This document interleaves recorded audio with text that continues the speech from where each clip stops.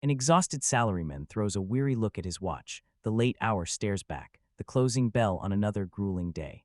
He remembers 2 merciless years in a black company, crushed beneath endless, unpaid overtime.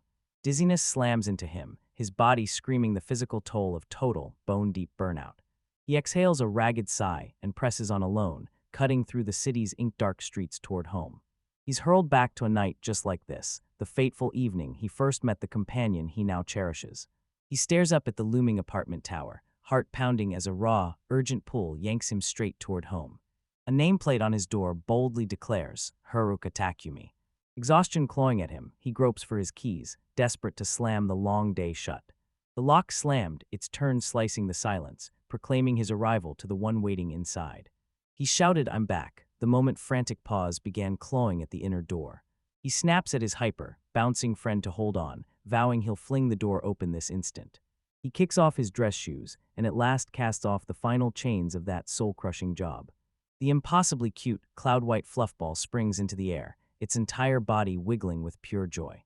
Weariness drains from his face, a warm smile blooming as he leans down and asks his small companion if he's been good. He whips out the ultimate treat, his dog's favorite sausage, brought home just for him. He drops to his knees beside his dog Leo, eyes glued as Leo basks in the pure joy of the special gift. He marvels that a spur-of-the-moment decision to name his dog Leo has blossomed into one of his most cherished memories. Leo devoured the last bite, and Takumi, grinning with resolve, snatched up his meager bento and dove into dinner. A brutal wave of vertigo suddenly slams into him, his vision streaking into a blur as Leo winces with worry. He lunges a hand out to steady himself, pulse spiking. Could this violent shaking actually be an earthquake? Cold dread slams into him. It's not the room shaking, it's his own body betraying him. The world flips as he collapses, Leo's frantic bark strangled into silence while darkness drags him under. He snaps awake to a towering forest canopy overhead as Leo's bark cuts through the fog of sleep.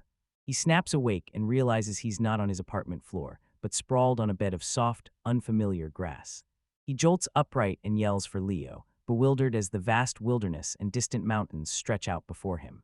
A massive white muzzle shot to within inches of his face, snatching the words from his mouth and freezing him into stunned silence. He lurched backward, a raw scream ripping from his throat as he shouted, bewildered at the towering alien creature. A colossal white wolf looms over him. He can only choke out, "A wolf." He yanks his mind into denial. This has to be a dream, because no wolf this gargantuan can be real. The giant wolf drops its massive head, its muzzle looming so close he can feel its breath on his skin. He clamps his eyes shut, his body coiling with dread, dead certain he's about to be eaten. No razor teeth, just a massive, dripping tongue lunges up and plasters his cheek with a sloppy, loving lick. He snapped his eyes open, frozen silent as the tender gesture, and the creature's soft whimper stole the words from his throat. Reflected in the glossy pool of his wide-open eye, the wolf's familiar, gentle expression stared back at him. A fragile hope ignites as he raises a quivering finger and whispers, "Could this creature be my Leo?" His eyes snap to the wolf's hulking paws, each tipped with long, razor-sharp claws. His breath catches as the creature's thick, pure white fur shimmers like moonlit snow. The wolf pins him with the same soft, adoring eyes he's known his whole life. He rakes his hand through the wolf's thick fur and laughs. Leo's male, sure, but he's become shockingly handsome. Perched beside the colossal creature, he roared with laughter and told his companion how monstrously it had grown. A new mystery claws at him as memories of his dog's unnervingly human intelligence slam into his mind. He remembers Leo devouring each word, understanding him with crystal-clear precision. Suspicion claws at him. Could this impossible growth be yet another twisted feature of the dream that's trapped him? He shoots a sly wink to test his theory, then asks the wolf if it got his hint about catching a ride. He steels himself to get his bearings first, locking down exactly where they are before daring to clamber onto his newly colossal friend. He clutches Leo's broad back as the great wolf hurtles him deeper into the forest. After a while he dismounts, his office shoes plunging into the soft, grassy earth. He strides beside his colossal companion, swallowed by the creature's looming bulk as the trees soar overhead. He whips his head around, heart dropping as he realizes they are lost in an endless primeval forest that swallows the horizon. A choking canopy of ancient trees smothered the sky, drowning the world in dim, emerald light. Seen from overhead, the man and his colossal wolf shrink to specks, swallowed by an endless wilderness. Dread claws across his face as he stares down the very real danger closing in on them. Thirst clawed at his throat as he croaked to Leo, "Is there a river nearby?" Understanding hits Leo in a heartbeat. He whips around and guides him with fierce purpose down a steep, wooded slope. Joy explodes inside him as Leo steers him to a glittering river, and he showers his incredible companion with praise. Relief crashed across his face, gratitude blazing in his eyes as the cool, life-saving water revived him. He drops to his knees on the rocky shore, desperate at last to quench the raging thirst scorching his throat. He scoops crystal-clear water into his hands and drains it, every gulp unleashing a fierce, bone-deep relief that floods through him. He drops onto the riverbank to rest, Leo happily panning at his side. Leo folds inward, settling his massive head in his lap, and fondly recalls when he could hold his entire body. He bursts out laughing, teasing that Leo's head must weigh a ton, then immediately apologizes for teasing the girl. He cranes his neck to the trees, panic clawing at his throat. How will they survive now? He plants his hand on Leo's head, jaw clenched as it hits him. He's standing in an unknown forest. He buries his face in his hands, despair roaring through him as he admits to himself he has no survival skills whatsoever. Leaning against Leo's warm, furry flank, he stole a rare moment of peace and murmured at how sharp and clean the air felt. The sun shatters into a million sparks on the glassy water, and he can't remember the last time he felt this utterly relaxed. He apologizes to Leo, confessing that work swallowed his life, and he'd always been too busy to be the owner Leo deserved. Silence pins him in place, his face heavy with sorrow as he stares down the ghosts of his past. Leo snapped rigid as a low, menacing growl rumbled up from the depths of his chest. Leo's hackles snapped up, and Takumi sprang to his feet, shouting, "What's wrong, partner?" He follows Leo's blazing stare, every nerve on fire as something stirs through the trees. A hulking two-legged pigman storms into the clearing, its brutish bulk slamming the earth and making the ground shudder. He freezes, eyes wide with disbelief, as Leo bares his teeth and unleashes a low, defensive growl at the pig walking on two legs. His eyes snapped wide, shock slammed into him, his mind clawing to grasp the monstrous sight. A memory from his old life explodes awake. He recognizes the creature. It's one he used to fight in video games. As the orc hoists its weapon, he bellows its name and screams for Leo, panic shredding his voice. Leo erupted into a white-hot streak of justice and rocketed at the monster with zero hesitation. After the battle, Leo sinks back with a savage grin and contentedly gnaws on the orc's severed, bandaged arm. Takumi gapes in horrified fascination and snaps to his companion, "You're really going to eat that?" Leo flashed a wicked grin and thrust the gruesome trophy at him, beckoning him to share in the spoils. Takumi jerks back, his features snapping into a raw mix of disgust and bewildered amusement. A strained, weary smile tugs at his lips as he forces himself to accept this bizarre new reality. Later, chunks of meat, probably ripped from the orc, hiss and crackle over a roaring campfire. Leo waits patiently for his meal, his tail lashing so ferociously petals burst into bloom around him. Takumi thrusts a cooked skewer forward, and Leo's eyes shoot sparks while drool beads at his lips. Takumi draws a deep, steadying breath, then sinks his teeth into the roasted monster meat for his first bite. Leo locked his gaze on him, heart hammering, hanging on his owner's verdict about their first shared meal. His eyes snap wide in disbelief as he bites down and a burst of savory flavor hits him. The meat is shockingly delicious, tasting exactly like pork. Bellies full, they lift their eyes to the clear sky, minds already sharpening as they plot their next move. He scraped the dust from his trousers and hurled the question at his companion, "How do we escape this forest?" He freezes mid-sentence, flashes a sheepish grin, and admits Leo probably doesn't know. He zeroes in on a classic survival move and barks, "We follow the river downstream." They stride along the riverbank, and he can't miss that Leo is practically radiating joy. He snaps to a stop, cocking his head as a faint, unfamiliar sound pricks his ear. His eyes snapped wide as the sound struck again, sharper, clearer, unmistakable. A human voice, he snaps at Leo to sprint, clinging to the hope it's their way out. They tore through the forest, leaves exploding in their wake as they thundered toward the sound. He locks onto the source of the cries, a young woman pinned by another orc, screaming for help. Fear pins the blonde woman to the spot. Her screams ricochet through the air as the monster towers over her. Takumi's eyes lock on an orc barreling toward them, and he bellows his companion's name as a raw warning. White fur a blur, Leo rocketed forward and clamped his powerful jaws onto the monster's arm. The orc hurtles backward as the young woman, Cleo, watches from the ground. Takumi shoots Leo a thumbs up and roars that he did a fantastic job. He barrels to Clee's side, yelling, "Are you all right?" She replies, "I'm fine." She lifts her eyes to her rescuer, shock and gratitude colliding across her face. Takumi's breath catches, his cheeks burning as Leo shoots him a sidelong glance. She snaps, "Is something wrong?" He chokes out an apology, admitting he's been utterly spellbound by her. She fires a grateful "thank you" at him, then zeroes in on the silver Fenrir and asks if it's his familiar. The words familiar and silver Fenrir hit like a thunderclap, leaving Takumi and Leo dumbstruck and confused. Takumi realizes with a cold jolt that monster and familiar are terms he's only ever seen in video games. Cleo billows as living gas, and he doesn't have a clue what a monster or a familiar even is. He shoved the question at her, "What's a silver Fenrir?" He grins ear to ear and proudly declares his partner is the legendary creature. Cleo rips through her memories, trying to cram this impossible fact into the legend she grew up believing. Her jaw drops, he's actually bent a silver Fenrir to his will. Legends call it the strongest monster, a beast that refuses to bow to any human. Takumi leans in with a cocky grin and taunts his proud wolf, "So you really think you're the strongest?" Cleo unleashes the legends of Fenrir, blistering speed, a furnace of fire for breath, and claws honed into brutal weapons. She presses on, voice like a blade, carving its inescapable fangs and the crushing, absolute might behind them. She declares its noble image, even crowns the royal crest. She stares at him, eyes wide as if she'd just witnessed a miracle. Takumi roars, "This is Leo, my partner, no legend changes that." She's still wide-eyed with wonder, but he swears he's nothing more than a regular guy. Cleo smiles, shaking her head as disbelief flashes across her face. She snarls that no ordinary soul could ever forge a bond with a silver Fenrir. She can feel it in her bones, he's a living legend. He scoffs at her assumption, shrugs it off, and snaps, "What's your name?" He plants a hand over his heart and declares, "I'm Haruka Takumi." She blinked she'd never heard the name, and he grinned, joking that it proved he wasn't famous. Leo's eyes snag a butterfly. Its fragile flutter snaps Takumi right back to memories of his own lapse and buttoned-up manners. A grin spreads across his face as it hits him. He never even asked her name.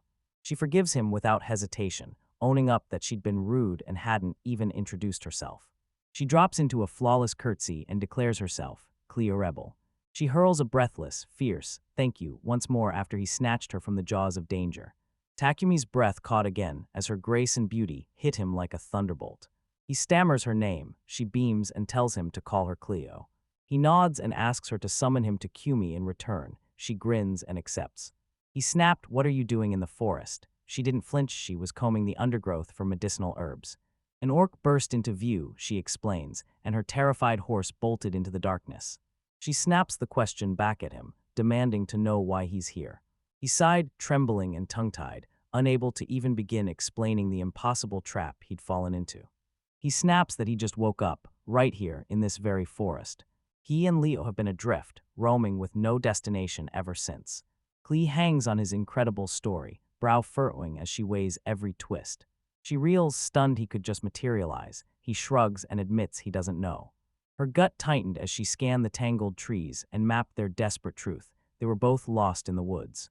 Heart pounding, she edges up to him, voice trembling as she braces to ask a favor. She asks if he'll help, and he leaps at the chance, agreeing in a heartbeat. Her face erupts into a radiant, grateful smile. Slivers of blue sky stabbed through the ancient forest's dense canopy. They fanned out along the river's winding bank, combing every bend for the herb. Pulse racing, he scans the surrounding plants. Could they actually be the Ramogi they're hunting? Takumi drops to his knees in the tall grass, leaning in to scrutinize the local plants with fierce, pinpoint focus. Cleo threw herself at him, imploring his help as the need for the herb shoved her fear aside. She revealed the Ramogi, a fever-slaying herb that springs up along the riverbank. They've scoured every shadow for ages, hope fraying, but kept coming up empty-handed. Takumi stretches, every muscle screaming after the grueling trek. They snatch a quick, welcome breather at the water's edge. Exhaustion snaps, he collapses to the ground and, gasping, urges them to rest for a while. He presses his palm to the earth, and as if summoned, a tiny sprout rockets up from the soil. The tiny sprout rockets skyward, surging at impossible speed right before his astonished eyes. In seconds, it bursts into a full-grown herb. He freezes, eyes locked on the plant as it bursts into existence, shock stealing his breath. He freezes, it's the Ramogi, erupting from thin air as if grown from nothing. He whooped to Cleo, breathless and triumphant, "I've found it." He jabbed a finger at the plant and declared, "That's the one we've been hunting." Takumi, Cleo, and Leo stopped dead, eyes wide and hearts thudding as the same fierce astonishment washes over them.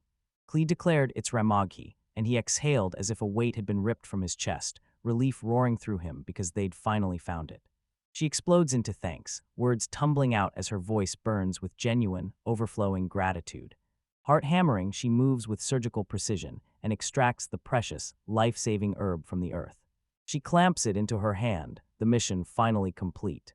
Relief crashed through her and her face exploded into pure, shining joy. She fires him another grateful "thank you," and he beams, "I'm glad I could help you." All they have to do is get back, but she clutches empty reins and sobs, her horse is gone. A low, throaty growl spills from Leo, jerking Takumi's gaze straight to him.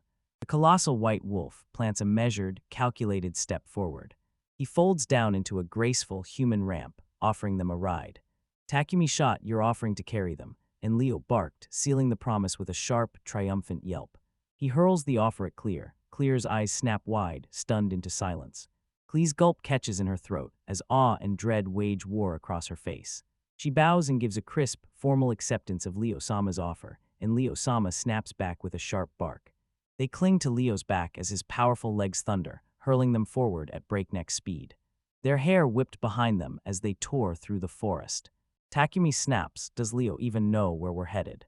They burst free from the suffocating forest and spilled into a vast, sunlit clearing. Leo tore across the vast plain of rolling hills as Cleo shouted directions into the wind. Takumi gaped at the sprawling, unfamiliar landscape stretching to the horizon. The open country stretches endlessly in every direction, nothing breaks the horizon. It hits him like a lightning bolt. This place couldn't possibly exist in Japan. Denial crumbles, he finally admits the truth. This is another world. He reels, wrestling with the impossible reality of his situation while they keep writing. As they approach the grand gate, Cleo yanks his sleeve and pleads with him to stop Leo. They slam to a stop before a palatial estate ringed by armored guards. A guard's gaze snaps to Cleo as she screams, "I'm safe," relief cracking her voice. Relief snapped like a brittle bone the moment he spotted the colossal wolf. Cleo, perfectly composed, commands the guard to treat Takumi as an honored guest. They slid off Leo's broad back as if weightless, every movement razor-smooth. Takumi planted his feet on the strange new ground. They surge through the now open gates, hearts ablaze as their epic quest explodes to life. The towering wrought iron gates slam open, unleashing a deafening metallic clang that ripples through the night. Cleo beckoned Takumi forward, toward the magnificent stone mansion looming before them. Takumi's breath catches at the towering scale, a stunned whisper slipping from him, "This is incredible." An elderly butler in his uniform barrels out, bellowing Lady Cleo, with raw, desperate urgency. Cleo barrels up the steps to meet him, screaming, "Sebastian." Relief ripped through the butler the instant he realized she was safe and unharmed. Cleo's voice snapped with urgency, "How is Tilla?" Sebastian says, voice tight, Tilla's still pinned to her bed, a high fever burning through her. A sickening realization slammed into Takumi. Cleo's family member must be gravely ill. Sebastian's words slam the room. They have nothing, no medicine that can help her condition. Cleo nods, eyes blazing. "That's exactly why I ventured into the forest alone." She shudders as she recounts an orc lunging at her. Then Takumi crashed into the chaos and hauled her to safety. Sebastian froze, heart slamming against his ribs, when he heard she'd been attacked by an orc. He snaps to face Takumi and drops into a deep, formal bow, gratitude roaring from his chest. He proclaims, "I am Sebastian, the butler of the Revolt family household." Takumi shrugs, swears he barely lifted a finger, and heaps every scrap of credit onto Leo. Sebastian's trained gaze locks onto the massive wolf, his eyes snap wide. A stunned whisper rips from him as recognition crashes over him. The creature is his familiar. Disbelief claws at him, heart hammering as he dares to ask if this familiar could possibly be. Cleo's palm settles on Leo's fur, and his suspicions snap into blazing certainty. She explains, eyes wide, that she watched Leo-sama rip the orc apart with his claws. She snaps, voice like iron, "He's a silver Fenrir." Sebastian freezes, breath snagging. He can't believe he's standing before a living legend. He whispers that the silver Fenrir stands inviolable, the sacred emblem of their nation. Legends brand it an untamable creature that will never bow to human will. Takumi snaps that Leo isn't his subordinate, he's his partner. He explains he simply stumbled upon Leo, abandoned, a few years ago. Sebastian froze, words dead in his throat, as his mind scrambled to grasp that they'd actually found a silver Fenrir. Cleo snaps that silver fenders guard their families with fierce devotion. Finding one alone is unheard of. Takumi reels as a shocking secret about his companion comes to light. Sebastian's sharp eyes pinned Takumi like prey, hungry to know exactly what kind of man he is. Leo pivoted toward the butler, a soft smile on his lips and a quiet spark of curiosity in his eyes. Cleo grins and vows they'll tear into Takumi's story in full later. She snaps the conversation back to Tilla and declares, Takumi found the Ramogi herb. A jolt of shock rips through Sebastian. He reverently lifts the precious herb from her hands, cradling it like a sacred relic. He steadies himself and pours on a proper welcome for their guest, postponing the medicine until afterward. He snaps to Takumi, coiled and sure, ready to usher him into the estate's opulent halls. He intones Takumi Samam with crisp formality, then thrusts a hand and beckons him to follow. Cleo urged him on, calling, Come on, let's go inside. Takumi's heart slammed against his ribs. He'd never been welcomed into a place this grand. They burst inside, and the grand hall hits him with a breathtaking, jaw-dropping sight. An entire legion of maids and footmen formed a living wall, perfectly aligned, not a single soul out of place. They folded in perfect unison, a crisp, formal greeting saluting their lady's homecoming. Takumi freezes, jaw dropping and eyes blown wide, disbelief roaring as he stares at the grand reception. Silent, he drinks in the staggering tide of staff crammed into the hall, eyes wide with disbelief.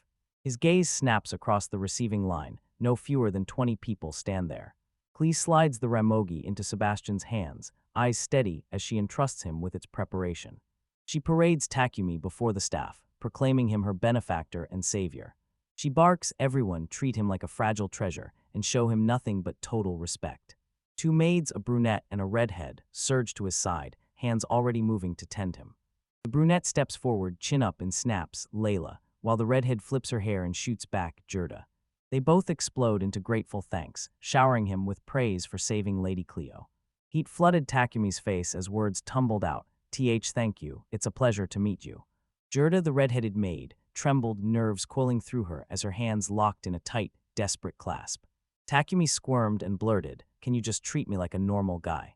You step inside and the entrance hall's opulence hits like a tidal wave, almost too dazzling to take in. He stood rooted, breath snagging, as the grand staircase soared overhead and ornate decorations glittered like living jewels. He thinks being swamped by the maids is one thing, but this blows his mind. He's knocked sideways, breath stolen by the dazzling luxury that floods the room. Cleo declares to Takumi that she's heading out to check on her sister, Tilla. She snaps at Layla and Gerda, ordering them to watch their guest and never let them be neglected. The two maids swore they'd pour every ounce of themselves into serving him well. Cleo glides up the grand staircase, her long hair streaming behind her like a silk banner. Takumi's eyes lock on her as she slips away, warmth bursting in his chest. He knows she's kind. The maids swept Takumi and Leo down a corridor dripping with opulence. Takumi leans forward and shoots out, Is it all right if Leo stays inside with me? Layla flashes a bold grin and vows the guest room is a palace, more than enough space for both of them. Gerda's grin blazes as she declares to him, It'll be fine. Takumi seizes their offer, throws them a grin and barks, Lead the way, as he falls in behind them. They swing open the door to a guest room so huge it shrinks his whole apartment into a closet. The maids snap for him to wait there, then vanish to whip up refreshments. They jostle and shout, What should we fetch Leo Sema to drink? Takumi's instincts snap to Japanese etiquette. He almost blurts, Water or milk. He snaps to, cheeks flaming at his blunder. He swears his knack for melting into the background comes straight from being Japanese. He collapses into the plush sofa, fingers burying into Leo's soft, warm fur as he strokes him. He clung to the belief that Leo's calm was his lifeline. So long as it held, he would be safe. He reels from the surreal sight, heart hammering, wondering if he's trapped inside a dream. Leo snaps his gaze up at him and lets out a single, questioning whine. Takumi's jaw drops, dream or not, Leo's transformation is utterly unbelievable. A polite knock at the door shatters his concentration. Layla and Gerda burst back in, balancing a steaming, clinking tea service between them. Layla tilts the teapot with dancer's grace, amber tea flowing into a cup for Takumi, who clasps it with a grateful smile. Gerda edges toward Leo, heart pounding, hands trembling as she clutches a huge bowl brimming with water. Takumi beamed, practically bouncing as he urged Leo to drink the water properly. Leo slurps at the water, Gerda yelps and bolts backward in fright. The young maid still trembles, eyes wild with terror at the towering wolf. Takumi, shouldering the blame, steps forward and apologizes for Leo's menacing presence. Layla placed a steady hand on Gerda's shoulder and, voice soft but firm, called her out for letting fear break her professional composure. She snaps that she wasn't scolding him. She can see Leo's not hostile. She grins, Leo's utterly adorable, sipping so gently to make sure he doesn't scare Gerda. Takumi explodes into a warm laugh and throws his wholehearted agreement behind her assessment. He smirks, declaring Leo a cute girl, just like the blushing Gerda. Gerda freezes, heart stuttering, whispering like she can't believe it. He called me cute. A surprise compliment hits her like a lightning bolt. She flushes, stumbling into giddy, breathless joy. Layla smirks, a sly grin spreading as she quips, Takumi's a smooth talker, isn't he? Cleo and Sebastian burst back into the room. Takumi lunged forward, demanding to know her sister's condition. Cleo snapped, Tilla's condition hasn't budged since she left for the forest. Hope surged through her, they're preparing the Ramogi medicine. Takumi snaps that the Leo he knew had ballooned into something far larger. Cleo shrugs with a wild grin, a silver Fenrir that massive, totally normal. Takumi drops the bomb. Leo started out as a pint-sized pup you could cradle in one hand. Cleo snaps, is it true? And Takumi answers, voice tight, I found Leo abandoned. He bellows that his size and form are utterly different now. He slams down his theory. Leo must have morphed into a silver Fenrir. Cleo's jaw dropped. She'd never heard of a transformation like that. Takumi falters, choking out that the rest of his story is too painful to say. Cleo leans in, pulse racing, as he finally unleashes the impossible secret. He roared, we're in another world where orcs aren't myths, they're flesh and blood. Cleo whispers the words again, each syllable a stunned echo as his mind scrambles to absorb the jaw-dropping revelation. Takumi flashes a wry smile, knowing her disbelief is only human. He lifts the teacup, swallows a steadying sip, then dives back into his explanation. He clings to tales of travelers who plunged into other worlds and returned wielding impossible powers. He pins this as the spark that ignited Leo's transformation. His tiny pup was suddenly imbued with a savage power and erupted into a colossal, roaring Fenrir. Takumi digs a playful scratch into Leo's head. Leo's ear twitches instantly in reply. Cleo stares, then her eyes snap open as realization clicks into place on her face. Sebastian spins to Cleo and presses for her verdict on the story. Cleo's warm smile blooms as she hands her trust to Takumi. Sebastian inclined his head, a knowing glint lighting his eyes as he accepted his lady's decision. The maids, Layla and Gerda, spoke in unison, sealing their agreement with a steady vow of trust. Takumi chokes back a sob as their instant, total acceptance slams into him. He seized Cleo's hand, gratitude roaring in his chest, and thanked her for believing his incredible tale. Truth laid bare, Cleo snaps into motion, diving headfirst into the gritty, practical work. She sweeps him into the villa, inviting him to stay. She knows he has nowhere left to turn. Takumi's eyes shot wide and he blurted, are you really sure this is okay? Cleo presses the point, insisting her sister Tilla will rush over to thank him. Takumi snaps to accept her offer, gratitude burning bright as he bows his head in thanks. Ordered into motion, the maids snap into action, racing to ready the room for the new guest. Takumi presses for news about Tilla's medicine and gets the blunt, gut punch answer, it won't be ready until tomorrow. Cleo snaps, that single sprig you found is more than enough. Leo prodded the leftover herbs forward, and Cleo's grin said it all. She mused he might be hungry.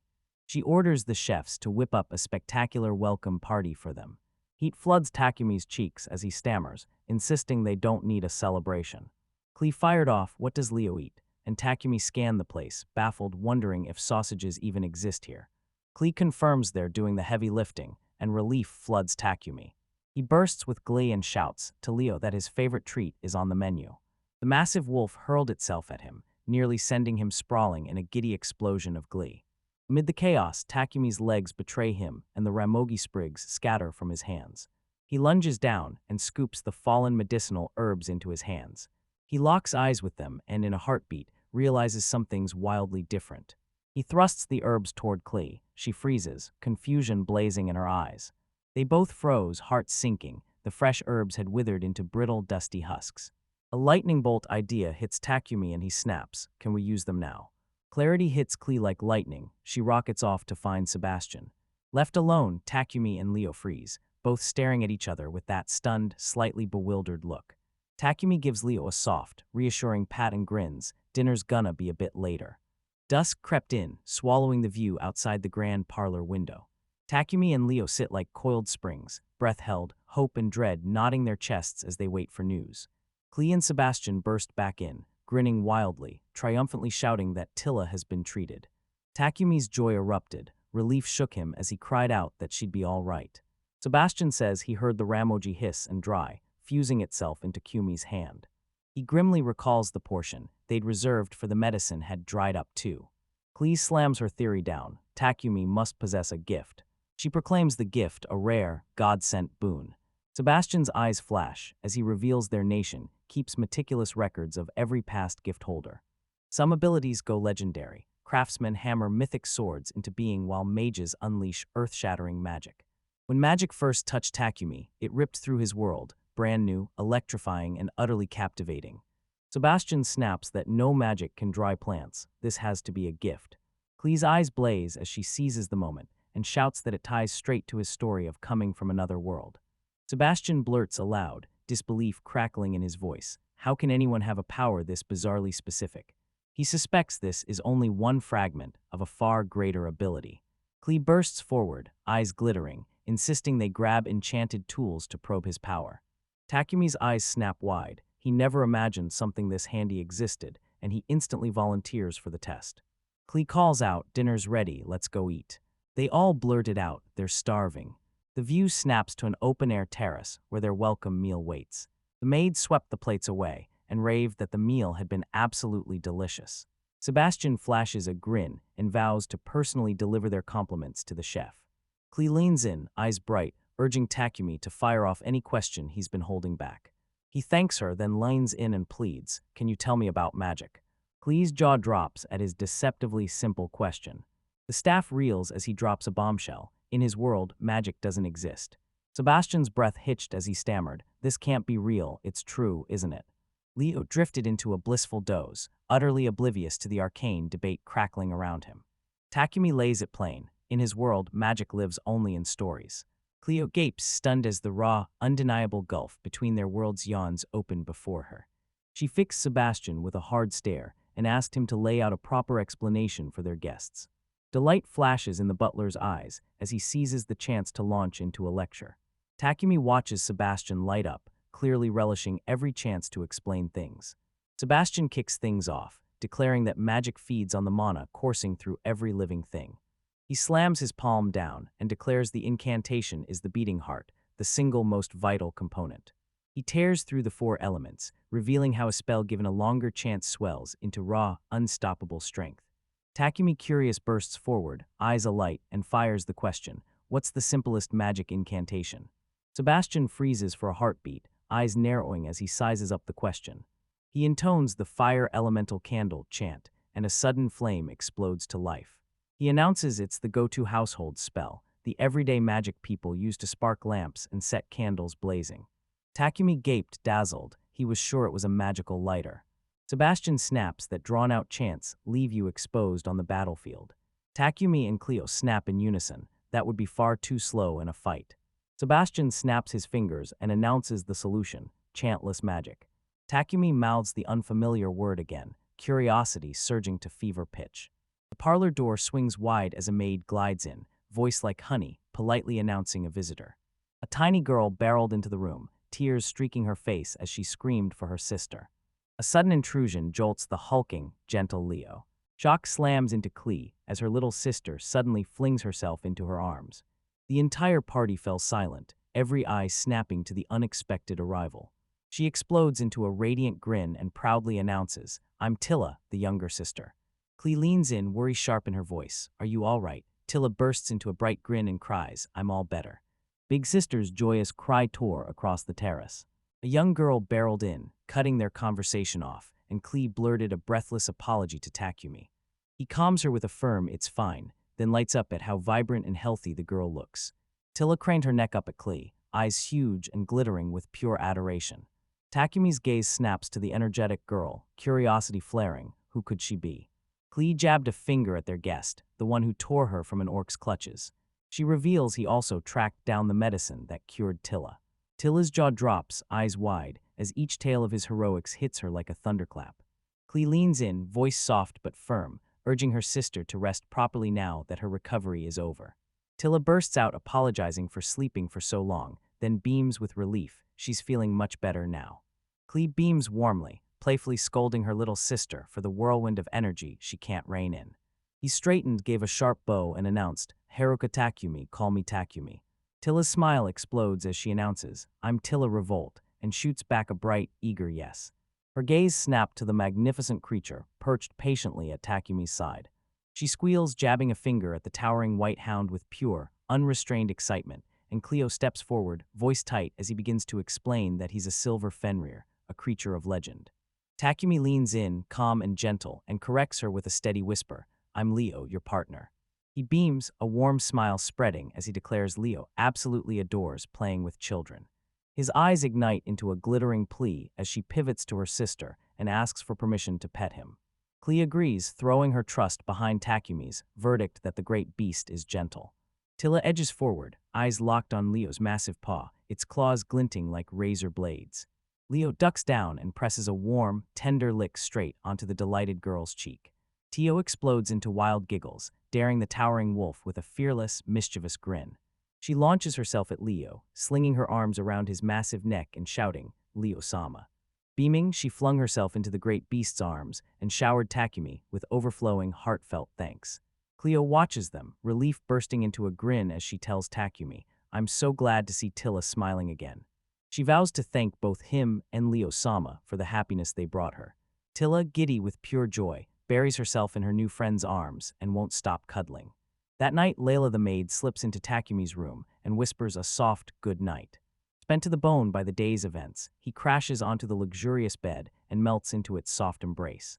He pins his gaze on the ornate ceiling as the impossible chain of events burns through his mind on a merciless loop.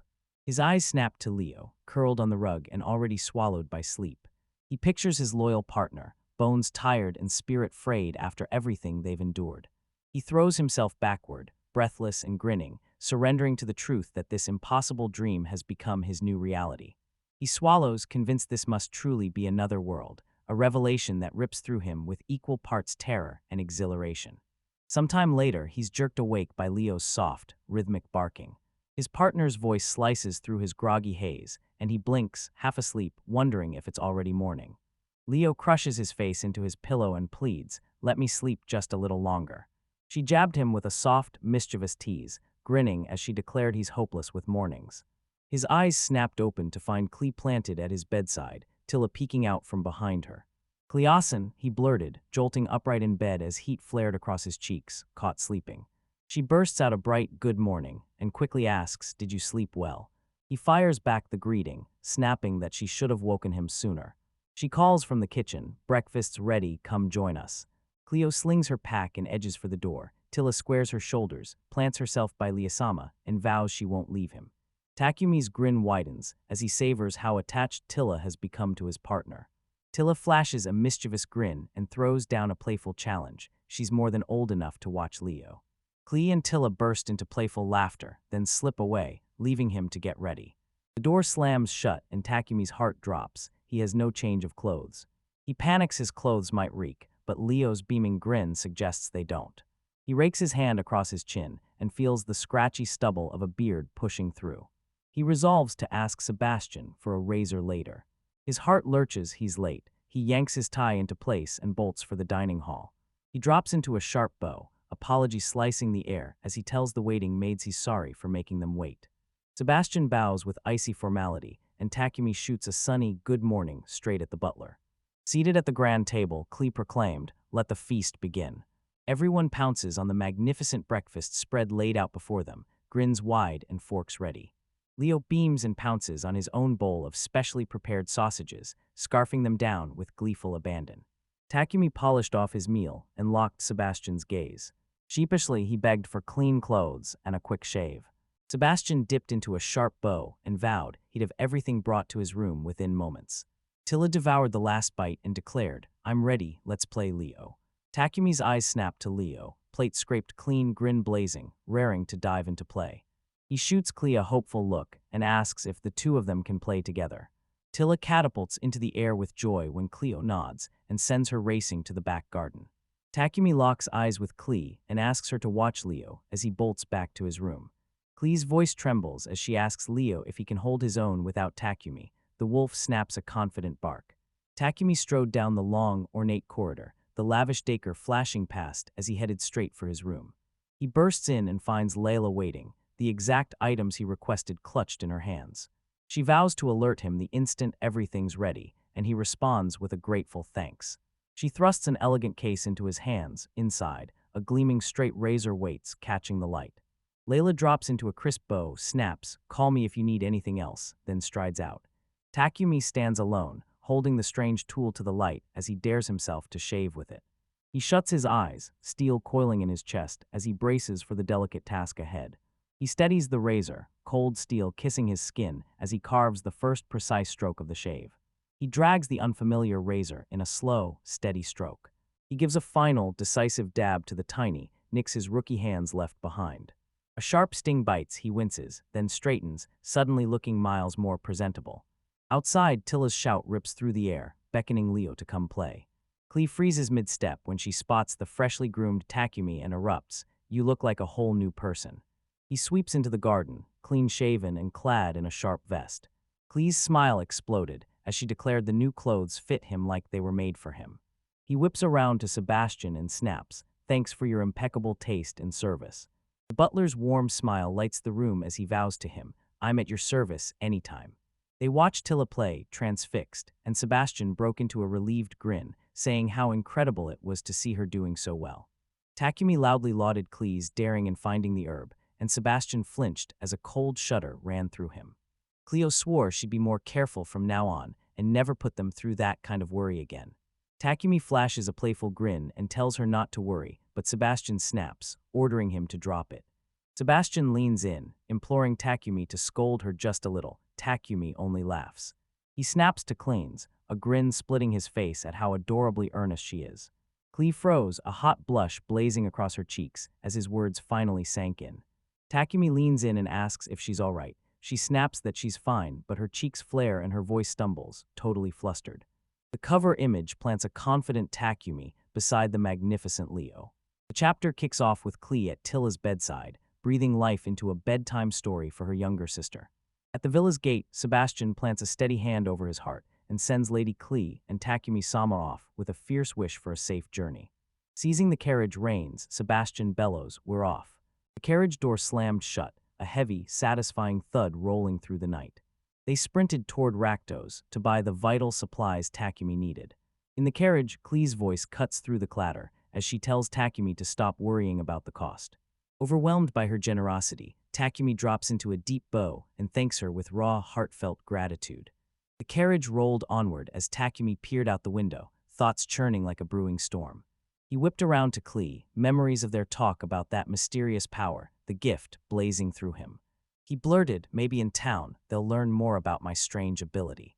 Sebastian vowed they'd dive into the investigation the instant they finished their shopping. Cleo's smile sealed the deal, and Takumi felt the plan snap into place. Cleo fell silent, peeling back each layer of those special powers until their true nature stared her down. Sebastian, too, stared out as the landscape blurred by, a fierce curiosity gnawing at him over the mystery of the gifts. He leaned in and explained that gifts grant wild, unpredictable abilities, but their origins are still a mystery. He warned their awakening can ignite at any moment, erupting out of nowhere and upending a person's life. Cleo whipped around to Takumi, earnest carved into her features as she fixed him with her words. She declared the truest test of power is how you choose to wield it. Takumi stepped into her circle of gay friends, and they fell silent, nodding in quiet agreement at the weight of her profound wisdom. Suddenly the walled town of Ratos loomed before them, its towering ramparts swallowing the horizon. At the gate, Takumi yielded with a quiet, deliberate bow, and the nearby guards' jaw dropped with stunned disbelief. Their party thundered through the towering stone gate and poured into the town proper. Sebastian barked that he'd stable the carriage and urged them to wait for him. Takumi stopped dead, letting the unfamiliar town's sights and sounds crash over him. The bustling streets hit him like a jolt of electricity, buzzing with raw, alive energy. Cleo proudly shot a sharp question at him. What did he think of the town of Ratos? He gaped at the river of people surging around them, and Cleo nodded instantly. She proclaimed the town's location, turned it into a vital, buzzing artery of travelers and trade. Takumi snapped, demanding to know why every traveler was being funneled through this single town. A jolt slammed through him. This very forest around him was the exact place he'd first opened his eyes. A stark map slapped the truth. The train tracks funneled every safe passage straight into Raktos. Sebastian burst back in, beaming, and declared, "At last, it's time to go shopping." They threaded through the jam-packed cobblestone street, shoulders brushing as the stones clacked under their feet. They rounded the corner and stood at the buzzing entrance of a vibrant, sprawling marketplace. Sebastian puffed out his chest and roared, "This is the finest market in all of Raktos."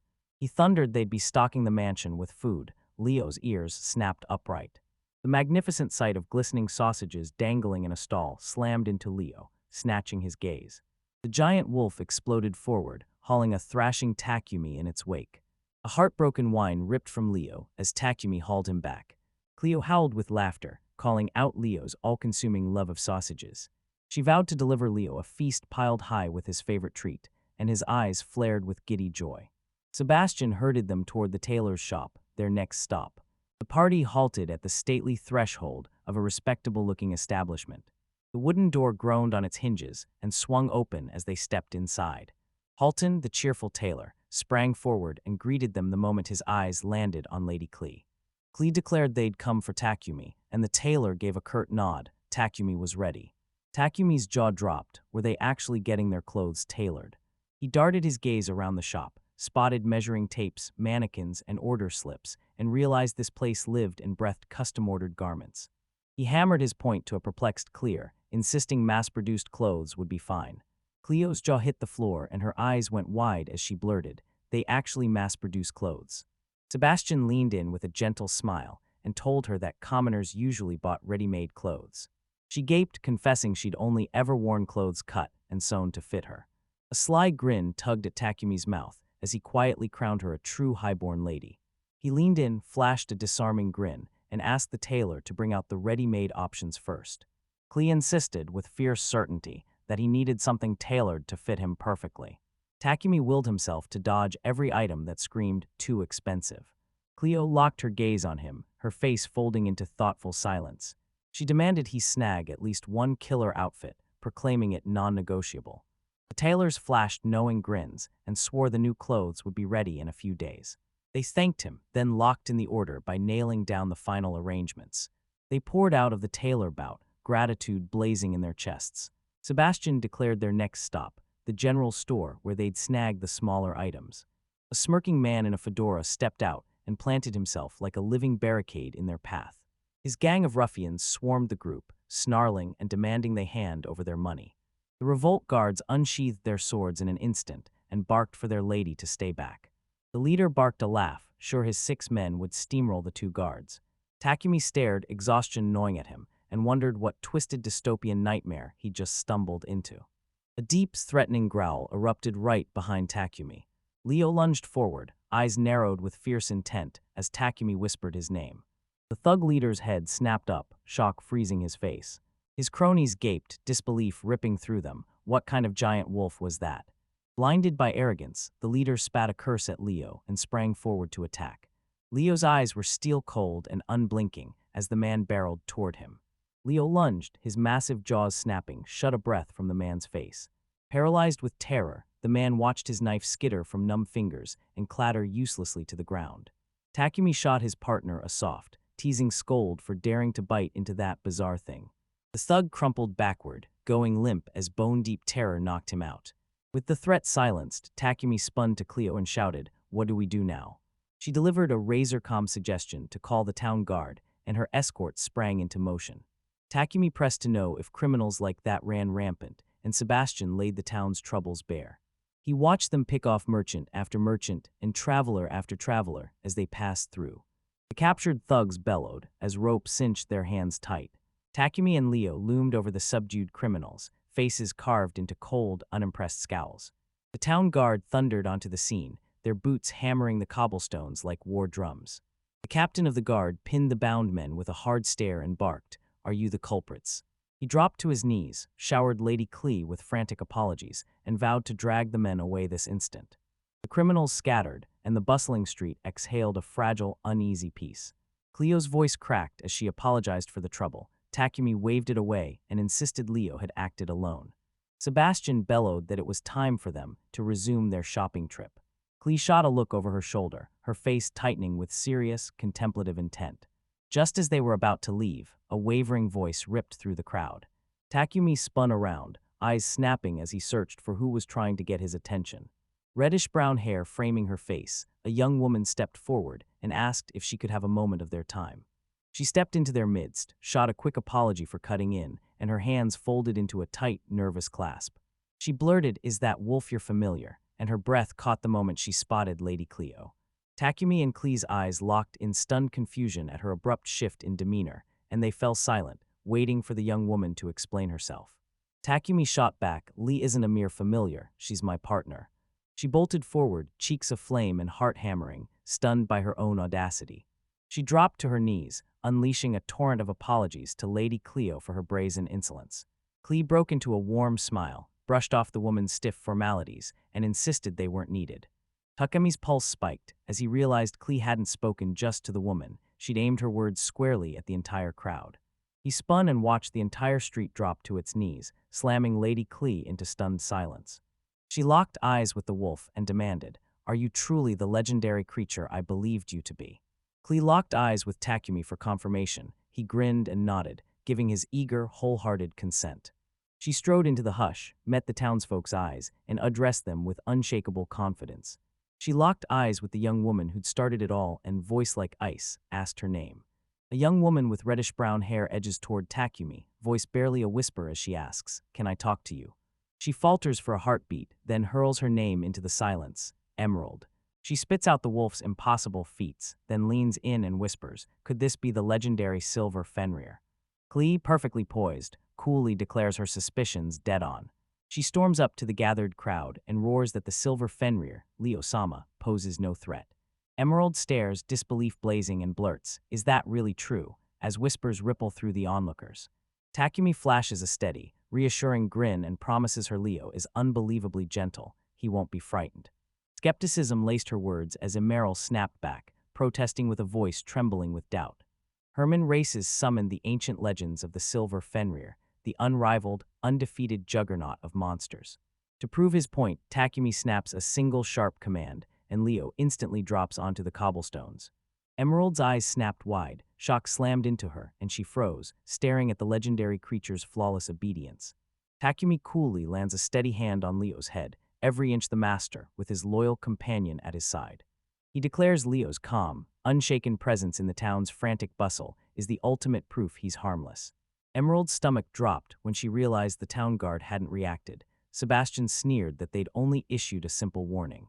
Takumi's kind smile blooms as he reaches out, coaxing the still hesitant Emerald to step closer.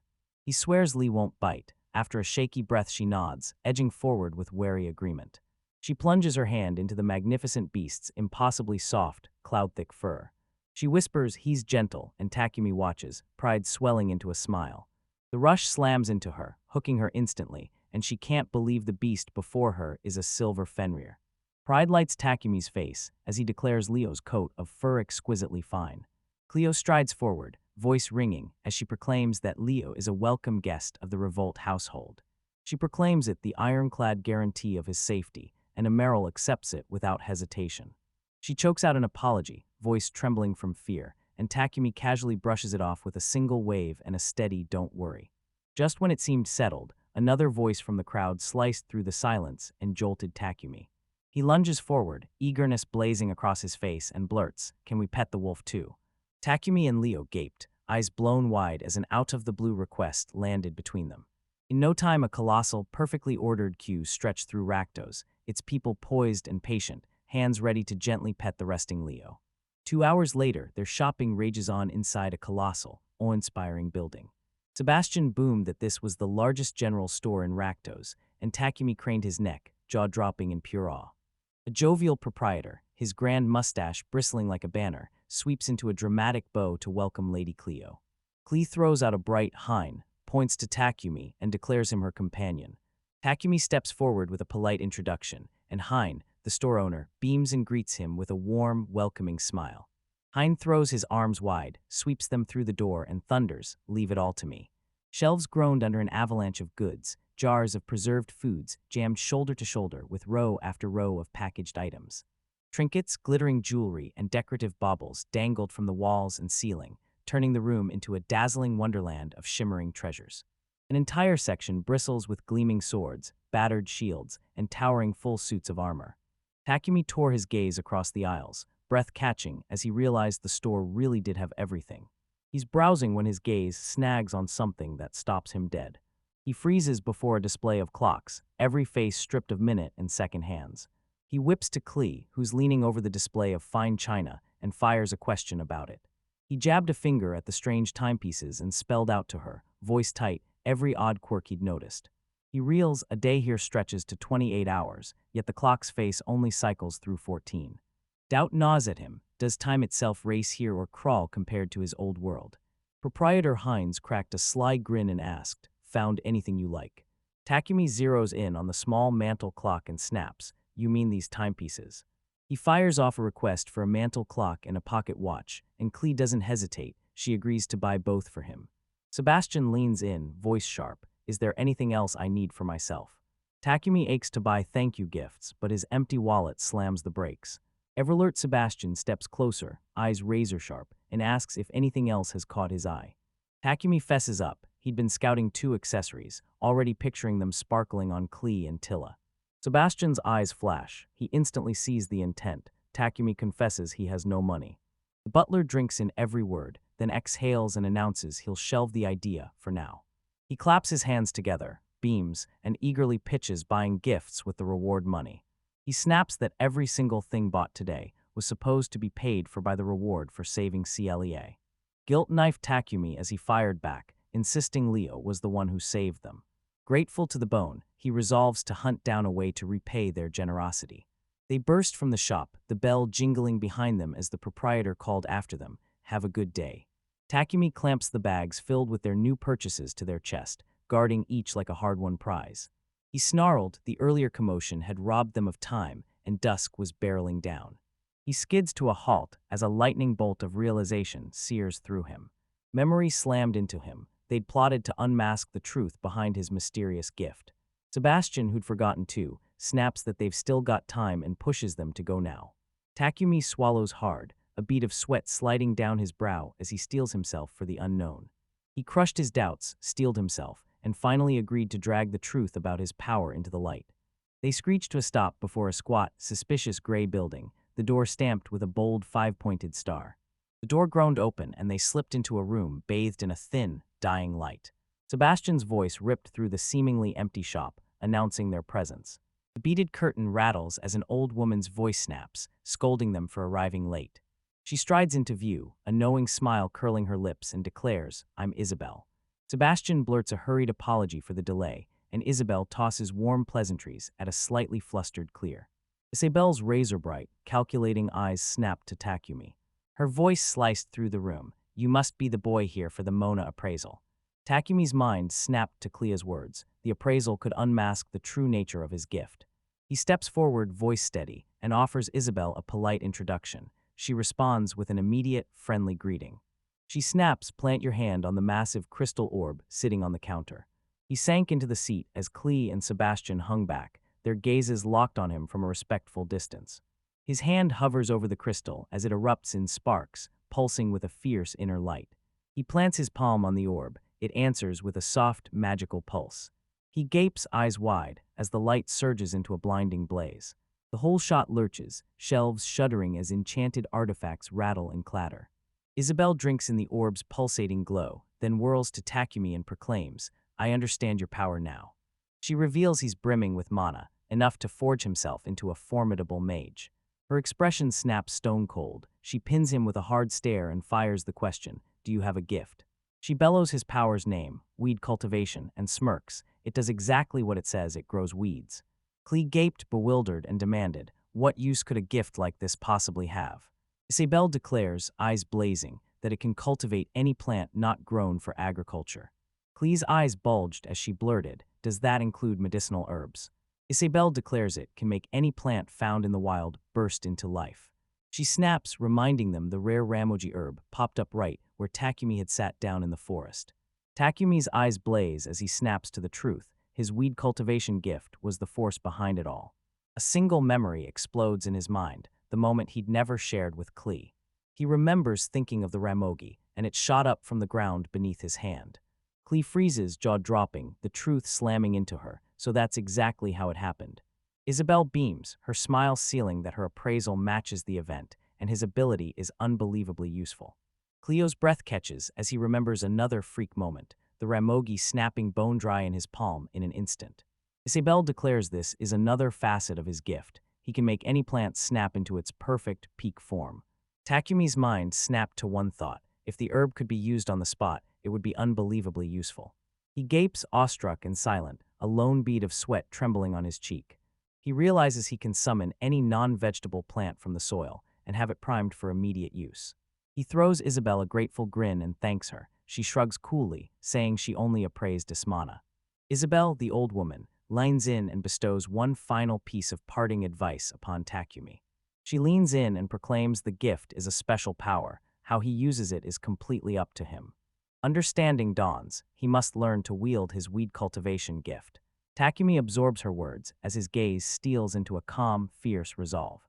They sprinted back to the magnificent Revolt villa beneath a glittering canopy of stars.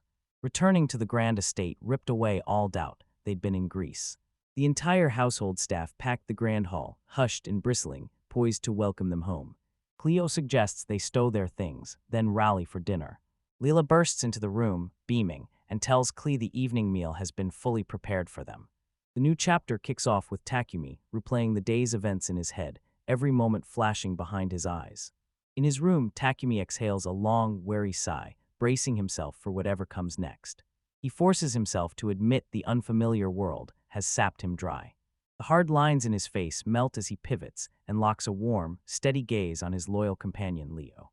He reaches out and in a soft, steady voice, beckons the massive white wolf closer. He presses a steady, soothing palm into Leo's thick, snowy fur.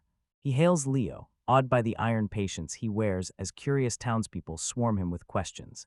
He fires a raw thanks, Leo, at him for having his back when the thugs accosted them. He confesses to Leo, voice cracking, that Leo's presence anchors him. He feels safe even here. Layla's knuckles whisper on the door, a soft, insistent reminder that it's dinner time for him. A jolt hits Takumi. He blurts, "Sorry I kept you waiting at the door." They surge toward the grand dining hall, stomachs roaring for the evening meal. Bellies full from the delicious meal, they sink into a blissful hush and savor steaming cups of tea. Takumi's eyes widened at the first bite, and he erupted into rapturous praise. Helena, the head chef, beamed as his compliments catapulted her into pure joy. She plunges into a deep bow before Cleo, gratitude surging through her at the chance to be praised. Takumi locks onto Cleo, thought sharpening every line of his face. Across the yawning table, the air snaps tight, turning every glance between them into something painfully intimate. He steels himself, leans in, and says, "It's time, tell me your story." He seizes her attention, his voice snapping into a hard, serious edge. He snaps, "I've been an open book, I've told you everything." He leans in, voice raw, and asks, will she finally tell him her story? Cleo reels, struck dumb by the blunt force of his words. A sudden, intimate question slams into her. Her mind goes utterly blank. She's hit by a tidal wave of fluster, crimson flooding her cheeks. Takumi froze, bewildered, as her explosive reaction to his simple question slammed into him. A jolt of clarity slams into him. He has to nail down exactly what he's asking. He snaps, demanding to know why she lives here and why everyone reveres her. She bursts into laughter as realization slams in. His questions weren't romantic at all. She drew a deep breath and plunged into explaining her circumstances. She snaps, "We're here to get away from my father." She grins, her father dotes on them, yet he keeps bombarding them with marriage proposals. Takumi reels, jaw dropping, when word of the arranged marriage meetings hits him. She remembers the time 5 proposals rained down on her in just one day. They dragged her younger sister, Tilla, into those meetings too. Takumi's jaw drops. He's stunned that a 10-year-old is even caught up in this. She reveals they'd had enough and stormed out of their main home. Frustration explodes from her, and she erupts into a fierce, passionate rant. Her sudden outburst exploded into the room, every head snapping up as the air crackled with electric intensity. She erupts into a blistering, half-hour tirade, tearing into every one of her father's actions. She finally clears her throat and blurts a sharp apology for her fiery outburst. Takumi yanks the conversation back to his other question about the town. He remembers the town guards as if they'd known her forever, calling her name the instant she stepped into town. She drops a bombshell. Her father is the duke who rules this entire territory. Takumi's breath catches. He suddenly realizes he's standing face to face with a duchess. She tears through the noble ranks and drops the bomb. The duke sits directly beneath the royal family. He lunged forward, words tumbling out as he scrambled to apologize to her for being so informal. She demands he keep treating her exactly the way he always has. Shock slammed into him. Her family stood second only to the king. She even asked him to talk to her with the same breezy, offhand ease he reserves for Tilla. He froze, doubt clawing at him. Could he really be that casual with the duchess? Sebastian's gentle smile melts his worry as he breathes. It's perfectly fine. He proclaims that, as the master of a silver Fenrir, Takumi reigns over them as their superior. Sebastian slams a heavy, ornate box down on the dining room table with a thunderous thud.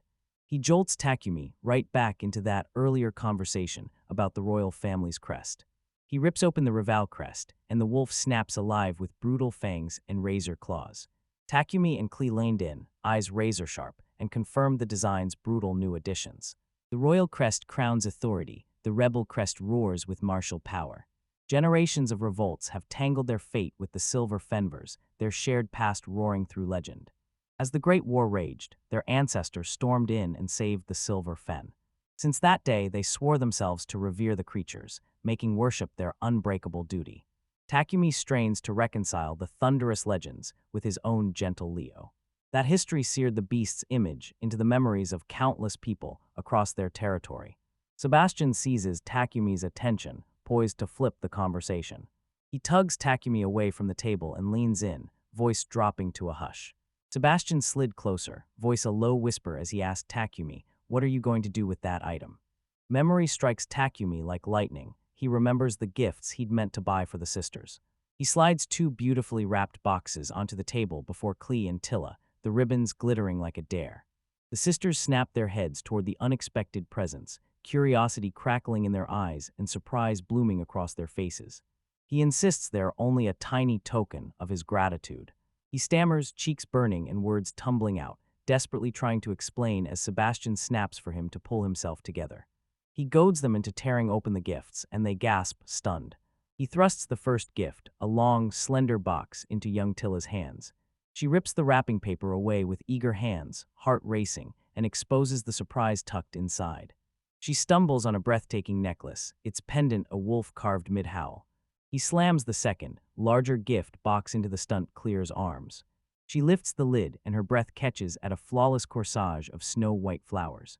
Joy explodes from her as she thanks him, voice trembling with sincere gratitude for the beautiful, thoughtful gift. Cleo snapped, screaming Layla's name and demanding the maid rush to her side. Layla swoops in with a grin, steadying her and fastening the gorgeous corsage into her long blonde hair. She spins to Takumi, flashing the new accessory, and asks him, "How does it look on me?" He leans in, eyes blazing, and tells her she's gone from beautiful to utterly breathtaking. Sebastian and Leo soaked in the scene, their faces aglow with warm, joyful smiles. The next day, Takumi plants himself in the courtyard and devours a botanical encyclopedia. Awe hits him like a tidal wave as he gapes at the dazzling array of medicinal herbs carpeting this strange new world. In a heartbeat, the scene snaps back 30 minutes before his experiment. He finds Cleo and, bowing with a respectful smile, asks if he might borrow the garden. He declares he'll push his weed cultivation gift to the limit and run bold experiments. Cleo's curiosity ignited the moment he dared ask to test his newfound power. He's dying to push his ability and grow every useful plant he can dream up. Cleo's smile blooms. With a single nod, she hands him the garden. Takumi locks his gaze on the distinguished butler, Sebastian. He blurted, eyes blazing, "Are there any books on medicinal herbs hidden in the villa?" Later, he's hunched over a massive botanical encyclopedia, devouring every page. The book flips open to a jagged sketch, a plant with thick, fleshy leaves bristling into razor spikes. He stands in the garden, jaw clenched, racing to decipher the unfamiliar text before him. A bolt of suspicion surges through him. Could that entire row of plants actually be aloe? He throws down a challenge to his power, summoning the exact plant he can picture in his mind's eye. He shoved his sleeves up and braced himself to test his new theory. Sebastian, Cleo, and Leo hung on his every move, eyes locked and breaths caught. He slams into a low crouch and bellows that he's about to begin. He begins to intone the name of his singular, world-shattering gift. He slams his palm into the earth, and his weed cultivation power detonates, a writhing surge of vines ripping through the soil. The ground in front of him detonates, blasting a choking cloud of dust skyward. His eyes shot wide in stunned disbelief as the reaction slammed into him. The entire audience, including Leo, gasped, astonishment rippling like a shockwave through the hall. From the churned earth, a newborn seedling erupts, unfurling its first green leaves toward the sky. It surges with impossible speed, thick leaves snapping open in a furious blur. He gapes, breath stolen, at the towering, full-grown plant he just created.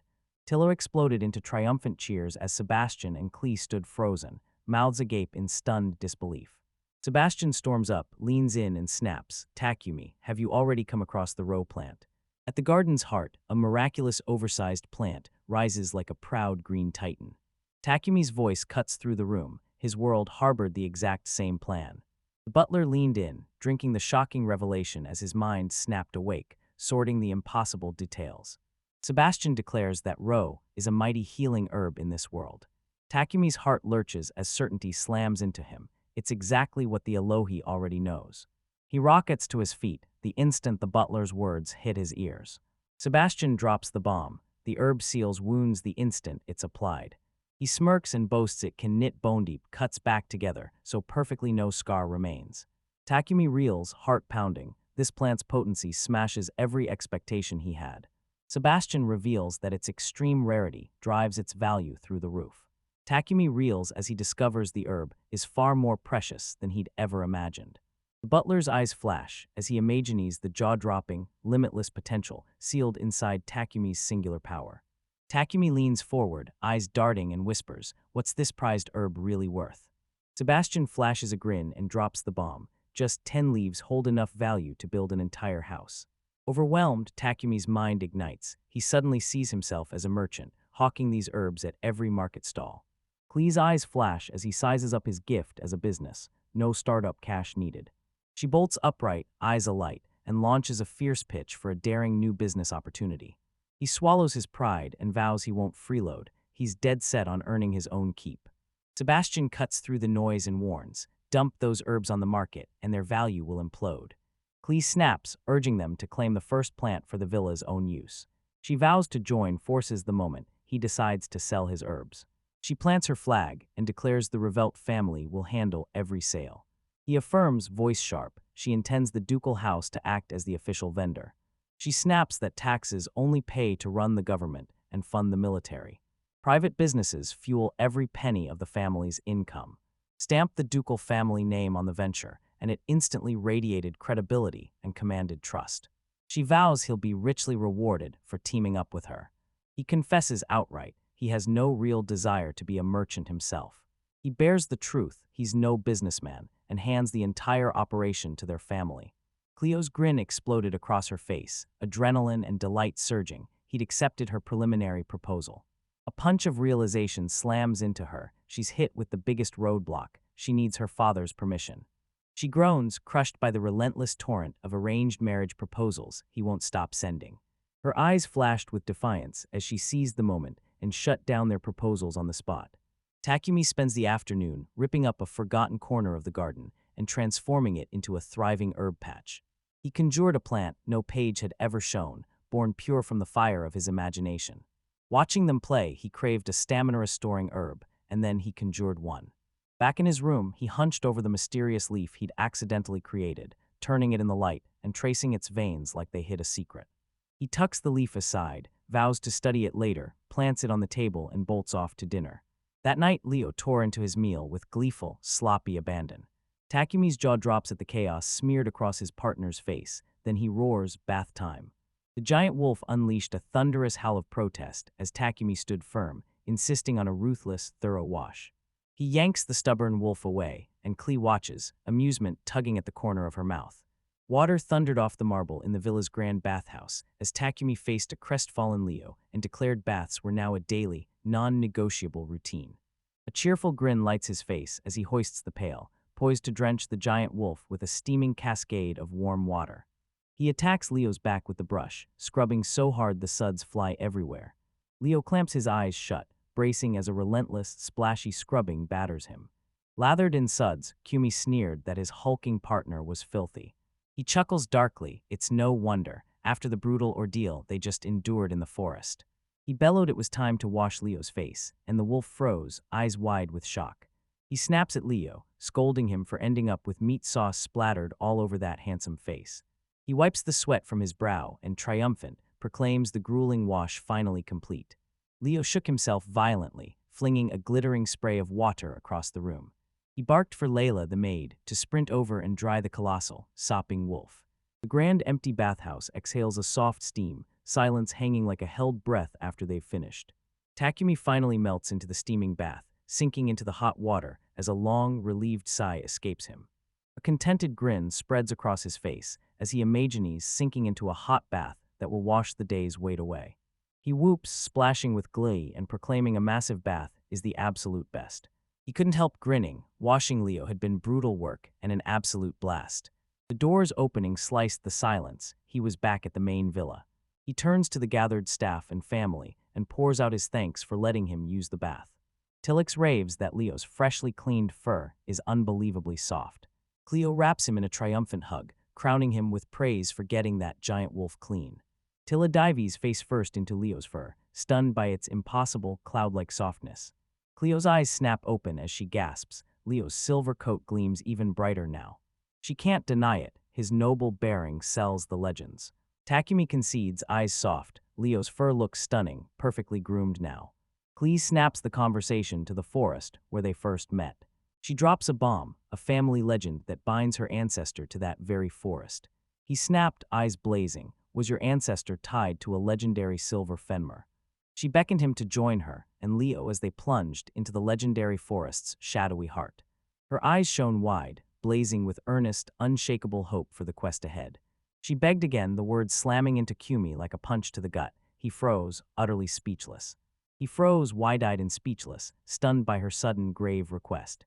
Every jaw in the house dropped. Leo's slackened right along with them. She leans in, eyes blazing, and declares that her ancestor's legendary meeting went down in those very woods. He slammed back into the towering, suffocating forest where he first opened his eyes to this world. He leaned in, desperate for the truth. How did her ancestor win the legendary beast's trust? Cleo concedes the crucial details of their bond are still unknown. She snaps, I've looked everywhere. This story still has missing pieces. Tilla throws a jubilant hug around Leo's massive snout, laughing as it dwarfs her, while Cleo's story suddenly takes a sharp turn. She leans in and spins a spine-tingling legend about someone ensnared by Fenrir right in that very forest. That ancient tale burned the name, Fenrir's forest, straight into the trees. Takumi, hungry for answers, demands to know the difference between the two types of beasts. Cleo snaps that ordinary Fenrirs are tiny and sluggish, beside Leo's hulking size and blistering speed. They're still faster than humans, striking like lightning and ripping them apart with brutal ease. She swears no living soul has laid eyes on a Fenrir since her ancestors roamed the earth. In their minds, the legendary Fenrir forests massive canopy towers like a living fortress, its shadow daring them to step inside. Takumi's blood runs cold as he pieces together the uncanny coincidences that bind him, Leo, and Cleo to this place. He can't shake the feeling that destiny itself is pulling the strings. Cleo's voice cuts back in, and Takumi leans forward, hanging on every word. She proclaims the forest a legend, and now no one dares set foot inside. He seizes the truth in her words. She's convinced Fenrirs might still sleep there. Cleo flashes a brilliant smile and declares his suspicion dead on. Sebastian hurled himself forward, panic clawing at his throat as he begged his lady to reconsider. He insists the journey is a death sentence, even with those titanic companions at their backs. The maids exchange grim looks and swear no human could survive that deadly expedition. They swarm Lady Cleo, voices raw with desperation, as they beg her to change her mind. Cleo slams the room silent and snaps, "This is between me and Takumi." She snaps a quick apology for the interruption, then locks eyes with Takumi and in a crisp, formal voice repeats her request. Takumi froze as her earnest plea slammed into him, heavy and impossible to ignore. Cleo locked her gaze on him, hope ironclad and determination blazing across her face. Tension crackles through the room. He knows he can't refuse her. He requests a moment to consult Leo first. Cleo agrees without hesitation. Takumi tears away from the tense group and bellows for his partner. Leo snapped his head up from Tilla's embrace, eyes locking onto Takumi. Takumi locks eyes with his hulking companion, steels himself, and unleashes the whole story. He jabbed Leo with a sharp question. "What do you think about returning to the forest with Lady Cleo?" He locks eyes with his partner and fires. "Are you truly willing to make the journey?" He bellows warnings about the looming danger. Leo snaps back with bold, confident barks. Takumi's jaw slams open. Leo literally brushed off the legendary Fenrirs as mere small fry. He becomes the group's voice. The silver Fenrirs will surge forward, hurling themselves into embraces like long-lost kin. He gapes at Leo's boast that he could single-handedly wipe out an entire pack without breaking a sweat. Anxiety over other monsters claws at him, but Leo cuts it down with a single, sharp bark. Leo roars that every other monster is child's play next to Fenrir's. Takumi reels, stunned. How does his partner know so much about these legendary creatures? He jabbed a finger at Leo and barked, "How can you understand me?" A mystery that left them both reeling. Takumi grins, accepts it without hesitation, and briskly brushes it off. "It's nothing to worry about," he says. Leo erupted in approval, shattering Takumi's hesitation. His decision was finally sealed. He snaps back to the waiting Claire, every nerve taut. He's about to give her his answer. He clasped her hand and agreed to go. She erupted in pure, unbridled delight. The household staff reeled back, faces drained pale and eyes wide with pure, unadulterated horror. Takumi snaps to the staff as their objections crash over him, instant, fierce, and impossible to ignore. The three of them choke out a feeble, defeated reply. He locks eyes with them and snaps that he understands their desperate urge to stop Clee's dangerous plan. Sebastian's voice drops to a grave rumble as he admits, "This is our greatest concern." He'd ripped the world in two before his beloved lady felt even the brush of danger. Takumi's voice cuts through their panic. With Leo watching the forest, it will be safe. Doubt carved Sebastian's face. He looked like he actually believed it. Takumi confirms it, and Layla fires back. "How can you understand the great beast?" He admits he's clueless, yet he reads his partner like an open book. Leela watches Leo nod at every word Takumi throws out, agreement written all over him. The three servants froze in stunned silence as the jaw-dropping revelation exploded into the room. Leo erupts into a volley of thunderous barks, each blast stamping his confirmation. Takumi roars Leo's final guarantee. The silver Fenras will never raise a blade against their own. Cleo asked, satisfied, and a defeated Sebastian's shoulders slumped as he finally gave in. With the dust settled, Cleo burst into a triumphant grin and proclaimed their plan was full steam ahead. She snapped at him to get ready. They could be gone as early as tomorrow. Takumi snaps at Cleo. "Why are you so hell-bent on finding another silver Fenrir?" She falters before answering, eyes snapping to her younger sister, Tilla.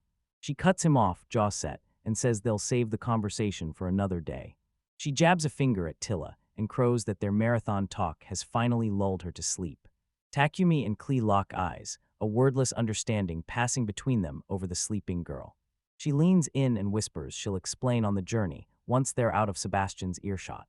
Takumi's eyes flash. He nods and seals his lips, swearing to keep her secret until they're alone. She shoots him a tiny, knowing smile, sealing their secret pact. Later, alone in the hush of his room, Takumi sat staring into silence as his thoughts swirled like a restless storm. He'd sworn he'd never set foot in that terrifying forest again, but here he was.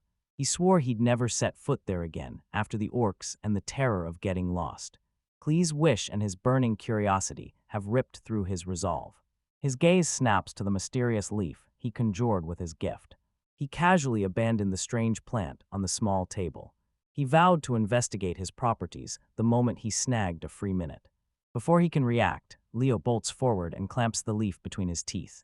The great wolf snatched the mysterious herb and swallowed it in one lightning-fast gulp. Leo munched contentedly as Kumi shrieked at him, alarm tearing through her voice. He freezes, eyes locked on his partner as shock rips across his face. He snatches Leo's face into his hands, eyes wild with panic. What if that unknown herb is poisoned? Out of nowhere, Leo explodes with a wild surge of power, sending a stunned Takumi flying backward. Takumi freezes, disbelief clawing at his throat as he scrambles to comprehend what's happening to his friend. The great wolf erupted in a dazzling shimmer, its whole body crackling with newfound vitality. His tail thrashes like a wrecking ball as Takumi snaps. What happened? He demanded, Leo, what did that mysterious herb do to you? He nailed the reply's meaning. Leo exploded with power, stronger and more electrified than ever. Takumi's pulse spikes. He realizes he may have just crafted a miracle herb that restores stamina. Night fell and sleep fled from both of them. He jabbed a finger at the hyped-up Leo and snarled, "We're not getting much sleep tonight." He grins and dives into the game for one last stretch, since their journey kicks off tomorrow. The next morning, the expedition party converged in the home's grand entrance, every member poised and crackling with purpose. Layla declares the preparations complete and shouts, "We're leaving now." Takumi's breath hitches as he watches the staff, now fully kitted and humming with readiness for the adventure ahead. He snapped, "Are all the guards coming?" worry coiling in his voice at how large the group might be. Cleo slammed her fist on the table and declared they would not reduce their numbers another inch.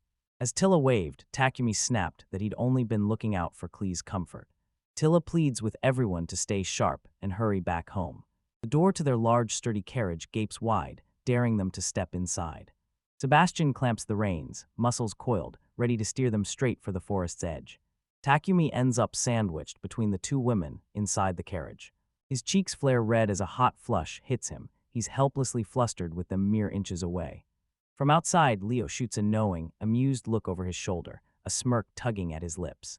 From the driver's seat, Sebastian lets out a soft, amused chuckle and shakes his head at their boundless, youthful energy. In the carriage, Cleo tears into him, while a crimson-faced Takumi sits pressed close to her. Sebastian's final shout cracked across the grounds. "We're leaving the grand Revolt villa." The carriage thundered down the road as the magnificent Leo loped effortlessly at its side. Takumi leans out the window and hurls the question at Sebastian, "How long will the journey take?" Cleo caught the shadow on his face, leaned in and asked, "Takumi, is something wrong?" Curiosity burning, she leaned in and fired the question, "How did people travel in his original world?"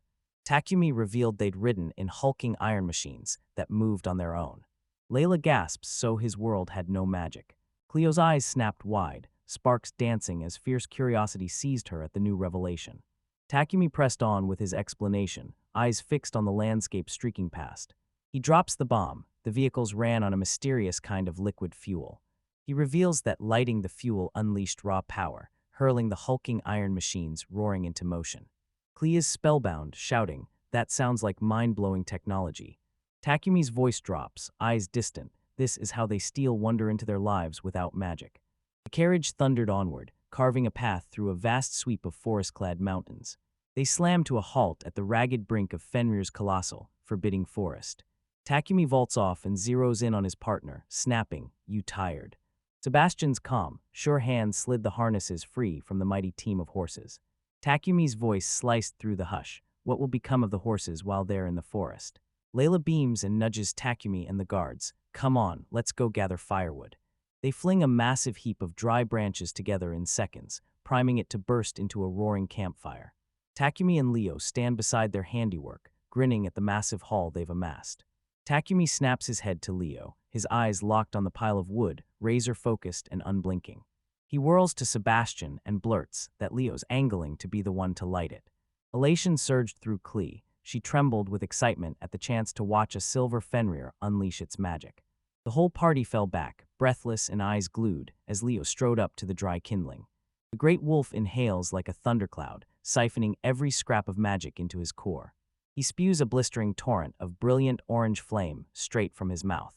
From silk-robed nobles to ironclad guards, the whole party gaped, frozen by the same crushing shock.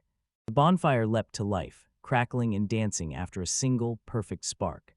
Cleo Marvel gasped and admitted it. This is the legendary magic of a silver Fenrir. With the last bite swallowed, Cleo's hand dove for the gift she'd brought. Layla beams, gives Leo a grateful nod for the fire, and declares she'll whip up the meal. She crashes to her knees by the fire, begging the great beast to wait just one heartbeat. She hefts a stack of simple wooden bowls, primed to dish the meal into each one. With his belly full from the delicious meal, Leo bursts into a joyful bark, tail ablur as he showers Layla with grateful thanks. Cleo snapped, "Once we've cleaned this up, it's time to move on." She snapped their names, Takumi and Sebastian, her expression hard as iron. She slides a masterfully forged short sword, snug in its gleaming scabbard, into Takumi's hands.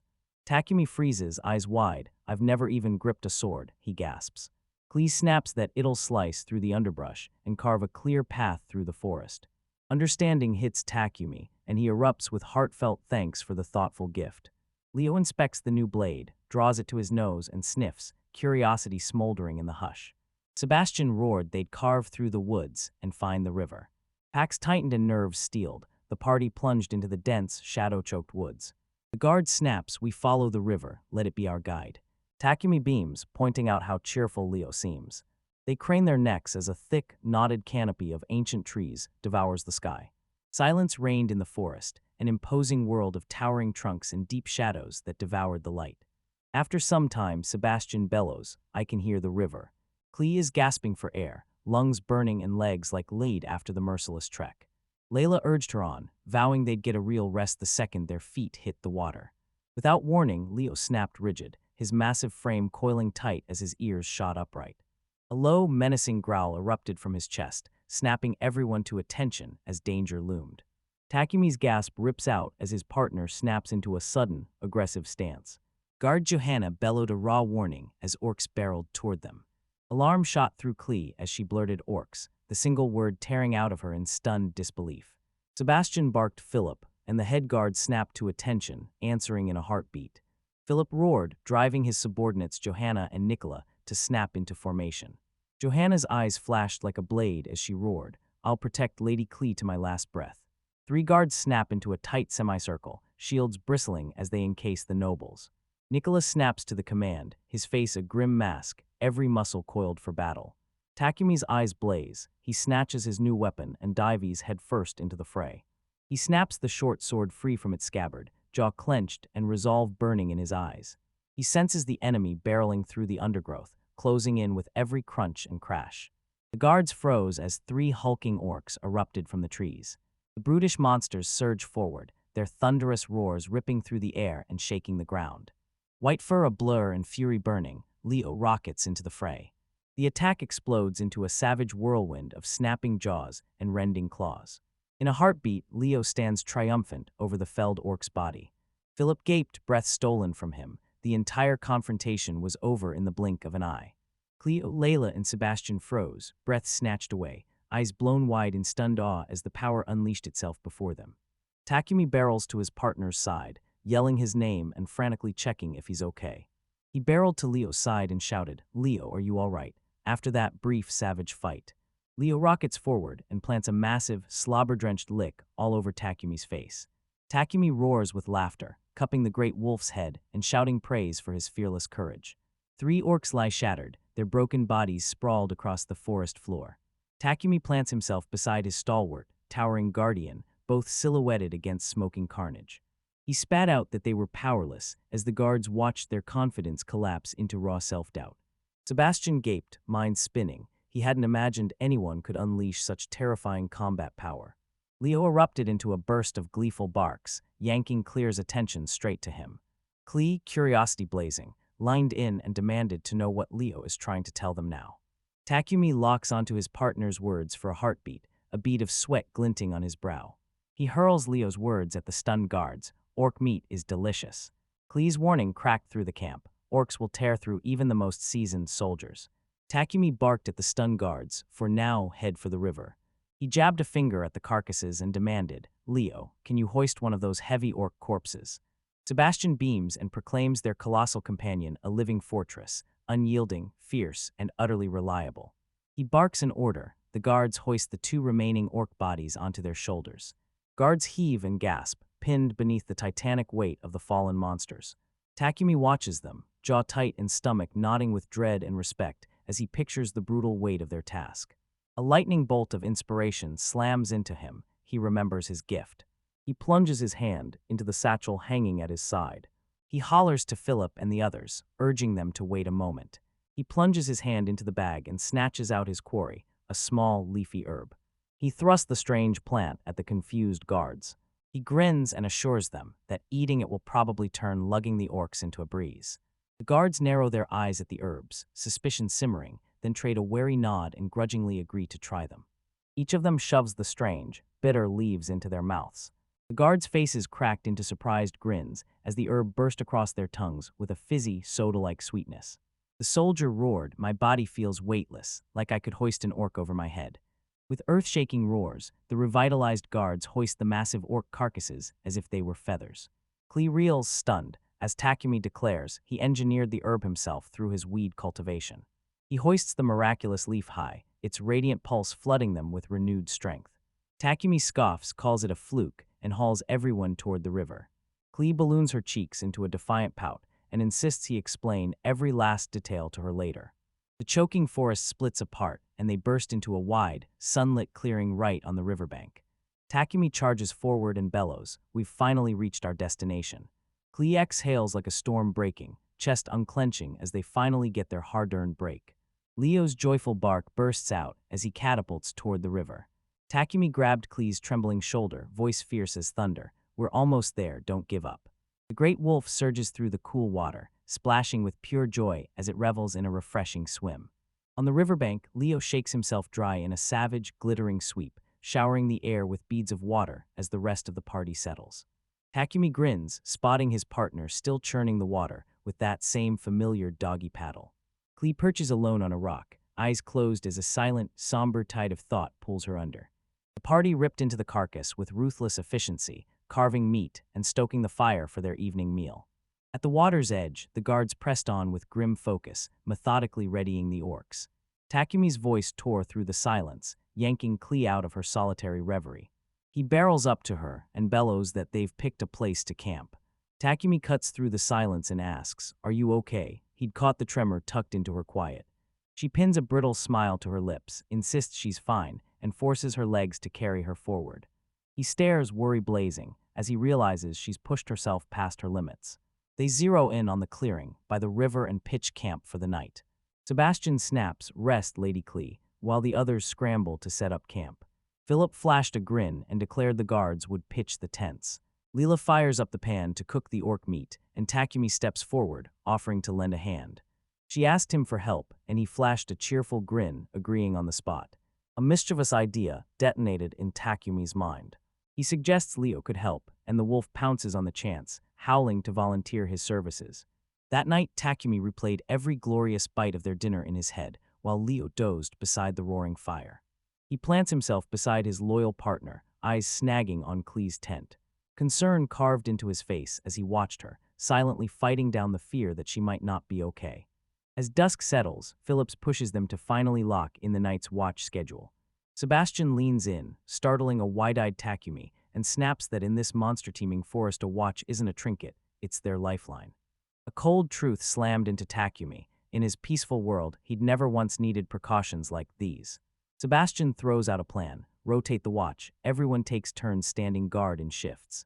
He snaps a guard rotation into place, slotting himself with Philip, Johanna, Layla, and Nicola. Takumi leaned in, straining to catch every name, then realization slammed into him. His name wasn't on the schedule. He locks eyes with Sebastian and asks if it's fine that he's not standing watch. Sebastian, convinced Takumi's never weathered something like this, strides in and soothes him with a steady, "Don't worry." Takumi refuses to sit out. He demands a turn, diving headfirst into the challenge despite his total inexperience. Leo, his towering companion, unleashed a thunderous, oddly reassuring yawn right beside him. Grinning like sunlight, Takumi vowed his unstoppable partner Leo would stand by his side. Sebastian, struck by his iron determination, breaks into a warm smile and says, "You're in." Takumi and Leo watch, faces alight, thrilled to throw themselves into the night's duties. Sebastian cuts through the murmurs and declares, "Takumi and Leo, you're on first watch." He barks, "Start at the 10th hour, then swap out after 3 hours." Takumi snaps his pocket watch open, crunches the numbers, and the cold truth hits. His shift won't end until the 13th hour. Cleo snaps to her feet and vows she'll take the watch too. Takumi's eyes snap to her, shock igniting at her iron-clad insistence. Sebastian erupts at once, reminding her she's utterly exhausted from their journey. Philip snaps, "If she's still wiped out tomorrow, we'll have to turn back." The whole party, Leo included, locks eyes on the scene, worry etched into every face. Cleo drops her gaze, jaw like iron. She won't be the lone idler while everyone else toils. Takumi leans in, voice soft and steady, urging her to rest up today so she's ready for the next. He implored her, voice raw with urgency, to trust them with the watch, and at last she yielded. Night swallowed the forest, the sky speckled with distant stars. Takumi presses into Leo by the crackling campfire as Leo keeps a silent, vigilant watch. He stares into the roaring flames, desperation clawing at his chest as he hunts for any way to help Cleo. He stood sentinel as every hushed second ticked past beneath the forest's ink-black canopy. He flips open his pocket watch, its hands clicking like a countdown racing toward the end of his shift. He checks his watch, only about 1 hour of guard duty remains. Perched at his post, he pins a razor-sharp gaze on the silent, sleeping camp. He and Leo snap to attention, their heads whipping toward a sudden sound inside one of the tents. Cleo steps forward, smiling like sunrise, and lavishes praise on them for the relentless hard work they poured into the watch. Night's hush cracked with a soft rustle as the tent flap peeled open. On watch with Leo, Takumi leaned in, eyes sharp, and asked Cleo if sleep had fled her. A soft smile spreads across her face as she slices through his doubt and declares it's not the case. She edges closer and asks if she can join him. He beams and beckons her over. She slides down by the crackling fire and whispers a quiet, grateful thank you straight to him. A heavy, suffocating sadness clings to her, snuffing out the bright spark she always carried. They freeze in a charged hush for a beat as firelight leaps and dances between them. Takumi catches the tremor in her mood and leans in, voice soft as he asks, "What's wrong?" The fire pops, she freezes, silence thick as smoke, then forces the first words out. She blurts out she came out just to talk to him. Her voice tore across the wide sweep of their tiny, lonely campsite, echoing into the open night. Takumi froze, stunned that she'd singled him out to talk. She breathes a barely audible yes, sealing that it was exactly what she wanted, then lets her gaze drop to the floor. They huddle by the crackling flames, Leo reclining like a silent guardian. She locked her hands together, fixed him with a steady gaze, and spoke to him in cold, formal tones. She shoots him a grateful smile and thanks him for coming. He grins and admits curiosity dragged him here too. Eyes blazing with earnestness, she demands he let her thank him. She swears she only got here because he helped her. He pinned her with a hard stare as a cold certainty washed over him. She hadn't come for pleasantries. He leans in, voice warm and gentle, and asks if there's anything else she wants to talk about. She finally admits it's about the invitation she sent, calling him to the forest. She winces, admitting Sebastian ripped into her for it. Sebastian smirked and said she knew Takumi's kind heart would make him incapable of saying no. She blurts a raw apology, admitting she didn't give him a fair way to say no. Takumi admits he can't say no to requests, then flashes a grin and says he was happy to come. She swears her actions were utterly unbecoming of anyone from the ducal house. Takumi staggered back, disbelief cracking his voice as he echoed her claim that she came from a noble family. She clamps her eyes shut, shame slamming down like a heavy mask across her face. She balls her hands into tight fists in her lap and confesses her regret. She rips off her mask and confesses to a shameful act. Guilt claws at her throat as she insists she'll never forgive herself. She plunges her head low, burying her face in a curtain of long hair as distress tightens its grip. Takumi locks eyes on her, his face softening into raw empathy and simmering concern. His thoughts snap to his companion, a wordless summons for Leo pulsing in his mind. Takumi offers a simple compliment, and it hits Cleo like a spark. She flushes, goes speechless, and melts into a warm, dizzy flutter. Cleo's eyes snap down in surprise as Leo leans in and gently tucks his head into her lap. At the crackling campfire, Takumi leans in and urges Cleo to pet Leo to soothe him. Panel. Close up on Cleo's hand as it lands softly on Leo's fur, her fingertips lingering. Panel. Relief crashes over Cleo, her face melts into a gentle smile as she pets Leo. Takumi's gaze lingers on her, a soft, relieved smile blooming on his lips. He's just so glad she's feeling better. Panel. Takumi locks eyes with Cleo, voice low and steady, as he swears he bears her no grudge. Penelio. Takumi pleads, voice cracking. I wasn't forced to come with her, I came because I wanted to. Panel. A transitional panel explodes, unfurling the starry night above the dark forest's tree tubs. Crimson blooms across Cleo's cheeks. She freezes, breath snagging. Takumi's playful, charming compliment leaves her utterly flustered. Panel. Cleo's cheeks erupt into a burning crimson, words choking in her throat so she can't string a single sentence together. Leo buries his huge head in Clee's lap, his steady warmth pressing peace back into her chest. Takumi presses Clee, eyes blazing, and asks, "Are you sure about my proposal?" Panel. Takumi's grin cuts the tension as he throws out a deal to settle the matter between them. Panel. A razor-close shot of Clee's eye shock detonates as she fixes on his suggestion. Panel. Cleo nods, a soft, trusting smile sealing her acceptance of Takumi's terms. Panel. Clee launches into her explanation. A grave, unreadable expression hardens as she turns her gaze away. Panel. Clee cuts through the noise. She's after the silver fenders of this world. Panel. Takumi snaps, demanding to know why she's drawn to the silver Fenrirs if Leo isn't the reason. A looming mansion fills the frame as Clee lines in, recounting the rumor that first ignited behind its closed doors. Takumi's eyes snap wide, and he leans in, hanging on every word as Clee drops the rumor. Cradled in an ornate bassinet, baby Clea sparked rumors she was a reincarnation. Panel, Tombai Huar. Takumi leans into the firelight, straining to catch every sound, then stares at Clee and snaps, "Do you remember this time?" Panel. Clee's expression hardens as she reveals the walls are lined with portraits that chronicle every chapter of the first Duke's life. Panel. A wall of portraits chronicles the first Duke's life, each painted face hauntingly mirroring Clee's features. Panel. Takumi's question cuts through the quiet. Was the first Duke a woman? Clee holds his gaze and confirms it with a steady nod. Takumi freezes, his mind racing, as he takes in the bombshell that Clee grew up uncannily, resembling the portrait's. Panel. Clee flashes through childhood to adulthood, each version rising to meet the servant's high expectations for her. Panel. Takumi hunkers by the fire with Clee and Leo, voice tight as he presses her for the truth about her father. Cleo smiles fondly and declares her father scoffed at the rumors. Panel. A flashback slams in, showing a young Clay as her father orders her to live freely. Takumi beamed, sweeping his hands through the air as he spoke to Clee, a gentle kindness softening his features. Cleo shuts her eyes, and a serene smile spreads as memories of her father, Pinon, and his loving support flood her. The frame tightens on their dark campsite as Clee confesses the lingering feelings she still carries. Swana Wee. Clee shuts her eyes, presses her palms to her heart, voice cracking as she pours out the fierce, aching depth of her connection. Panel. A sweeping panorama of the forest unfurls as Clee bears her reasons for coming. Panel. Takumi leans in, voice barely above a whisper, murmuring to Clee that Leo might be the only Fenrir here. Takumi's face tightens with worry as he snaps at Clee. Are you giving up the search? Panel. Clee's shoulders slump. She vows not to drag anyone into her quest, refusing to burden them. Panel. Clee drops beside Leo, fingers threading through his fur as silence settles, and she sinks into her own quiet thoughts. Panel. Takumi's head snaps up, eyes flashing as he chews over Clee's words about their failed search. Clee clamps her hands into white-knuckled fists in her lap, turmoil clawing and roaring inside her. Fennel M1. Takumi fixes Cleo with a worried stare as they sit by the campfire, every flicker spotlighting his concern. Panom. Takumi meets Clee's eyes, and relief burning in his chest, tells her he's glad she can fight it in him.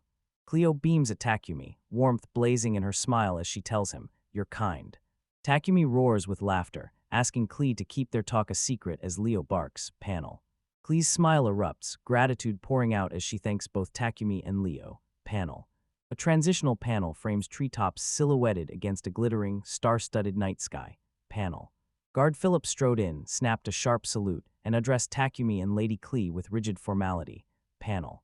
Philip's grin splits his face as Clee nods, agreeing it's time she gets some rest. Philip swooped in and took over the watch, freeing Takumi from his post. Cleo's smile melts into a playful tease as she urges them to get some proper rest. Panel. Clee's head snaps up toward the guard panel, surprise cracks across her face, then sharpens into a calculating, thoughtful stare. Philip the guard eases into his seat and unleashes a warm grin, washing away Claire's worry right there in the panel. Claire's eyes go wide, and a faint blush blooms across her cheeks when Philip declares his loyalty. Panel. Heat flooding his face, Takumi lunges at Philip and blurts, "Did you overhear our private conversation?" Panel. Takumi fumbled a nervous, "We should rest," while Clee's gaze sank to the floor in the panel. Philip peels himself from the campfire's warmth and snaps to the night watch duty panel. Takumi and Leo plant themselves outside the tent, concern carved into their faces as they watch. Panel. Tight close-up, Takumi's hand trembles, inching forward to brush the tent flap. Takumi shouted to Clee as she yanked open the tent flap. Clee screams his name, hurling her voice after Takumi as he strides away from the flickering campfire. panel. Cleo slid several tiny, inky, star-shaped herbs into Takumi's open hand panel, like planting midnight seeds. Takumi reveals the herb will lull you to sleep, and confesses he brewed it himself with his gift, panel. Cleo leaned forward and asked Takumi to tell her about his research. He flashed a bright grin and jumped at the chance. Under the forest's ink-black canopy, they lean close and murmur one last hushed goodnight panel. Inside the tent, the colossal wolf Leo lies curled into a sleeping coil, utterly swallowed by deep sleep, panel by Hwan E. Weinshun. Takumi snaps upright in his sleeping bag, eyes wide and startled as he scans the inside of his tent, pan on. Takumi leaps back, heart pounding, as Sebastian suddenly pops up from the sleeping bag and greets him with a cheeky grin, panel. From behind, Takumi edges forward, voice trembling as he blurts, "Sebastian, were you listening to them?" Panel. Sebastian blurts he overheard, eyes wide as he's stunned by the sheer depth of Cleo's worries. Under the tent's thin canvas, Takumi's whisper cuts the night as he thanks Sebastian, raw with gratitude, for listening to Cleo's worries, Panolio Chanum. Sebastian, curled into his bedroll with his back turned, exhales, relief washing over him for Cleo. From overhead, Takumi and Sebastian exchange a single, sincere good night. Dawn rips open the sky, mist coiling through jagged peaks, panel Weissfury. Close up on the river, surging and roaring, while the group braces to set off, panel. Takumi's eyes blazed, he flashed a confident grin and shouted, "The search starts now, panel what I did." At the campsite, Takumi barked sharp orders, splitting the group into teams to fan out and scour the area. Tight close-up on their feet as the party sets off across the leaf-strewn forest floor, boots crunching, panel. Leo and the crew force their way through the night-black tangled woods, panel. Sebastian jerks his head back, concern burning in his eyes, but Cleo beams, waves it off, and cheerfully insists she's perfectly fine. Cleo cries out Takumi's name, her eyes blown wide with shock and worry, panel. Cleo beams at Takumi, throwing him a grateful smile, and exclaiming the herb has her feeling miles better. Sebastian's grin widens as the fatigue-curing herb snaps into action, rousing Cleo from her exhaustion in the panel. Sebastian craned his neck into the ink-black canopy and scoffed at the panel warning of treacherous footing. Sebastian drops that magic would be a huge help, and Takumi snaps, "What do you mean, panel?" A searing orb of magic rips through the dark, flooding the forest path with fierce light, panel.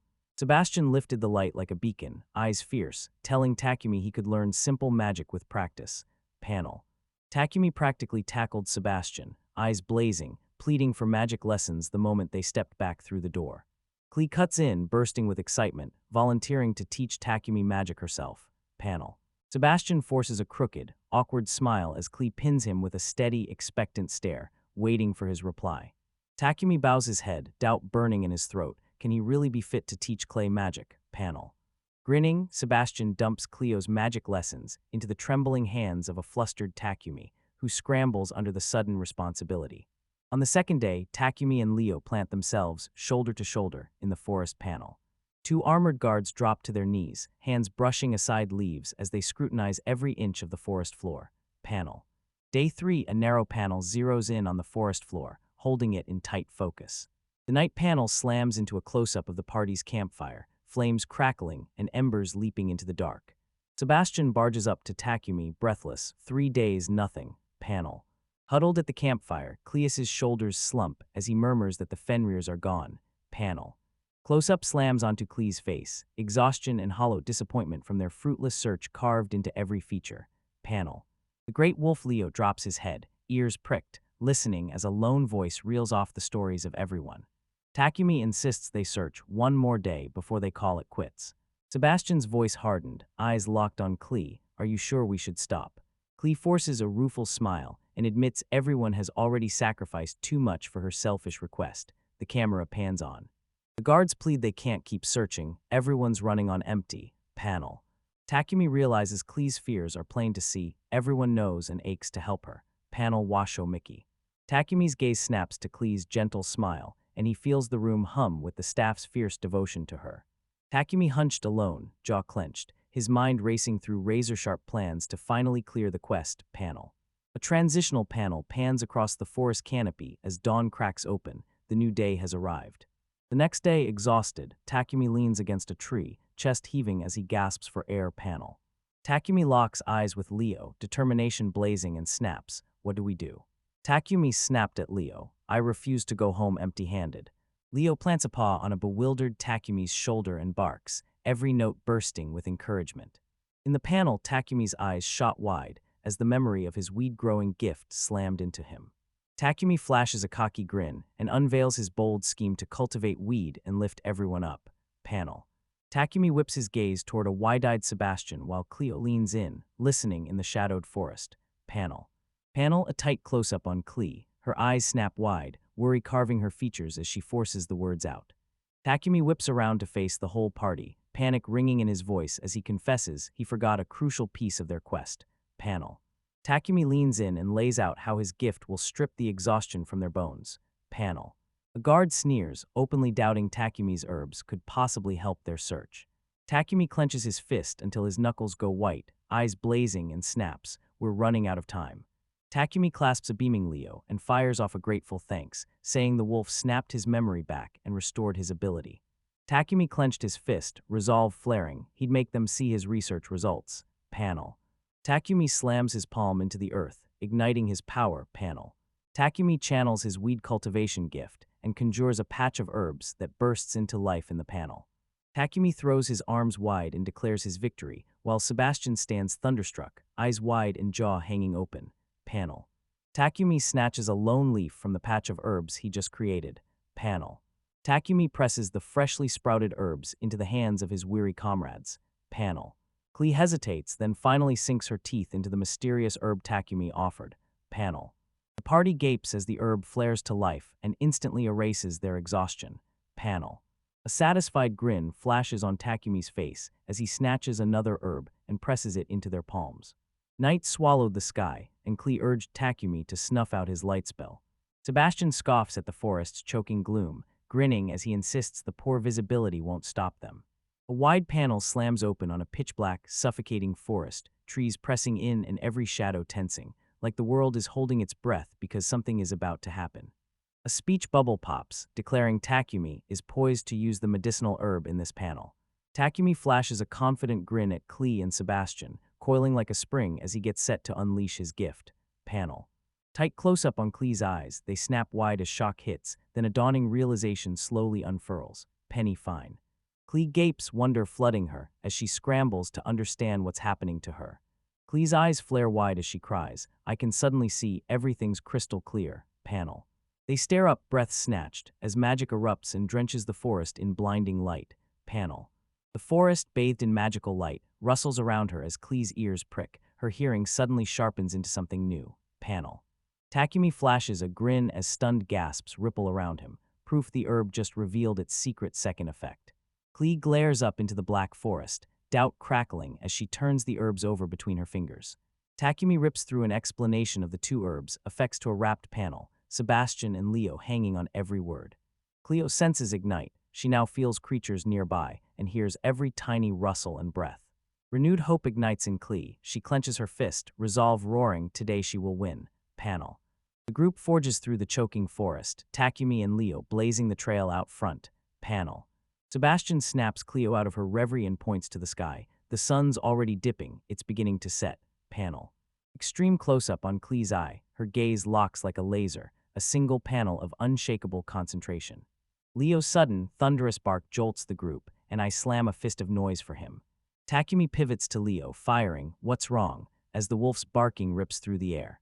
Takumi grabs Leo's warning and bellows the translation. Monsters are clashing up ahead. Takumi explodes with excitement, shouting to a panting Cleo as Leo lets loose sharp, urgent barks. Panel. Cleo, stunned, gasps that she's finally found the Fenrirs, and she's taking them straight to her pound. Sebastian and Augard lock onto Takumi, disbelief and concern carved into their faces. Guard snaps, deducing Leo's senses have sharpened to a razor's edge, supercharged by the herb's effect. Takumi's face hardened, suspicion sparking in his eyes as he wondered if Fenrir truly prowled the forest panel. Leo unleashes a frantic bark at Takumi. Takumi's eyes snap wide with realization. The Fenrir are under attack. Panel. Takumi snapped, what monster would dare attack a Fenrir? Sebastian sneered, trolls. Panel. Takumi snaps that trolls are no match for fenders. Only when they swarm do they turn dangerous. Watch the panel I'm about to show you. Sebastian snaps, they're trolls, and points out there are 5 of them in the panel. Cleo slammed her palm on the table and roared they'd help the Fenrirs, unmoved by the guard's frantic protests. A guard pleads with Cleo, desperate that they're no match for 5 trolls. Panel 1, for none. A thunderous rumble explodes across the panel, announcing a seismic shift in power that awakens countless forces. Cleo snaps her head up as surprise explodes and hope flares in her wide eyes. Takumi flashes a grin, the signal's clear. Leo's primed and itching for a fight. Panel. Cleo drops into a deep, reverent bow before Leo, issuing a crisp, formal plea for his help as he erupts into an eager bark. A massive, jagged SFX rips through the panel as a blur rockets by at blinding speed. Takumi thrust a finger forward and roared for Leo to rush ahead into the battle. The group barreled through the forest. Takumi's instincts screamed Leo was locked in a savage clash with the trolls. Panel. Takumi's grin explodes with pride and awe as Leo's staggering power floods his senses. She'll know. Takumi bursts into the clearing and yells, Leo, his voice raw with worry, spotting him hunched over a fallen Fenrir. In a forest clearing, Takumi forges ahead as Leo coils around his ankles, begging for attention. Panel. Takumi spins on his heel, surprise ripping across his face as he belts out Leo's name. Panel. From high above, the shot crashes down to reveal 2 Fenrirs sprawled, lifeless, on the ground. The frame crashes into a tight close-up of the bare ground, where the monster's body had just sprawled, now gone. The monster's remains sizzle, collapse into smoke, and vanish into nothingness. Takumi, Cleo, and Sebastian freeze, jaws dropping as they stare down at the yawning, empty space. Takumi fired a question at Leo as a wolf lounged calmly nearby. Cut to panel 1. Cleo's eyes locked onto Takumi, worry etched across her face as she pressed, what happened to the Fenrir's panel? Tight close-up on Leo's ice cold, unblinking eye as it locks onto whatever lies below the frame panel. Leo dips his head, nose hovering over a discarded scrap of clothing as he steals a careful, hungry sniff. Takumi's gaze sharpens, his face carved from stone as he leans in and snaps, Leo, what did you find? Close-up slams onto Cleo's horrified face as she clamps her hands over her mouth in shock. Panel. The battered Fenrir pup lies crumpled on the ground, eyes clamped shut as searing pain rips through it. Panel. Cleo recoils, horror clawing at her throat as she stares at the panel of the bloodied, wounded Fenrir pup. Leo crouches behind the cold, fallen adult Fenrir as Cleo's anguished cry rends the air over the tragedy. Panel. Cleo, Sebastian, and Takumi freeze in horrified unison as shock crashes over them at the panel's tragic reveal. Panel close-up on Sebastian, jaw clenched, eyes razor-sharp as he sizes up the dire situation. Sebastian drops to his knees, probing the pup's wounds with urgent hands. Leo and Cleo flank him, breaths held and eyes wide with worry. Panel. A hand drops like a lifeline onto the wounded Fenrir pup's fur, offering a steady, comforting touch. Panel. Desperation flares in Cleo's eyes as she turns to Sebastian and pleads, is there any way I can help? A tight close-up zeroes in on Sebastian's eye, grim and coiled with concern. Panel. The tiny wounded Fenrir pup snaps its head up, eyes blown wide with pure trembling terror. Panel T. Sebastian drops a dire diagnosis, pain and resignation etched across his face. Panel. They close in around the dying pup as Sebastian lets out a broken, hopeless plea. Panel. Horror lances through Cleo. She lets out a raw, choking cry of despair when she finds the Fenrir like this. Panel. Razor close on the silver Fenrir. Leo's eye burns with resolve as a pained whine cracks free. Panel. Leo pins Takumi with a fierce, determined stare, a silent vow he'll step in and help. Panel.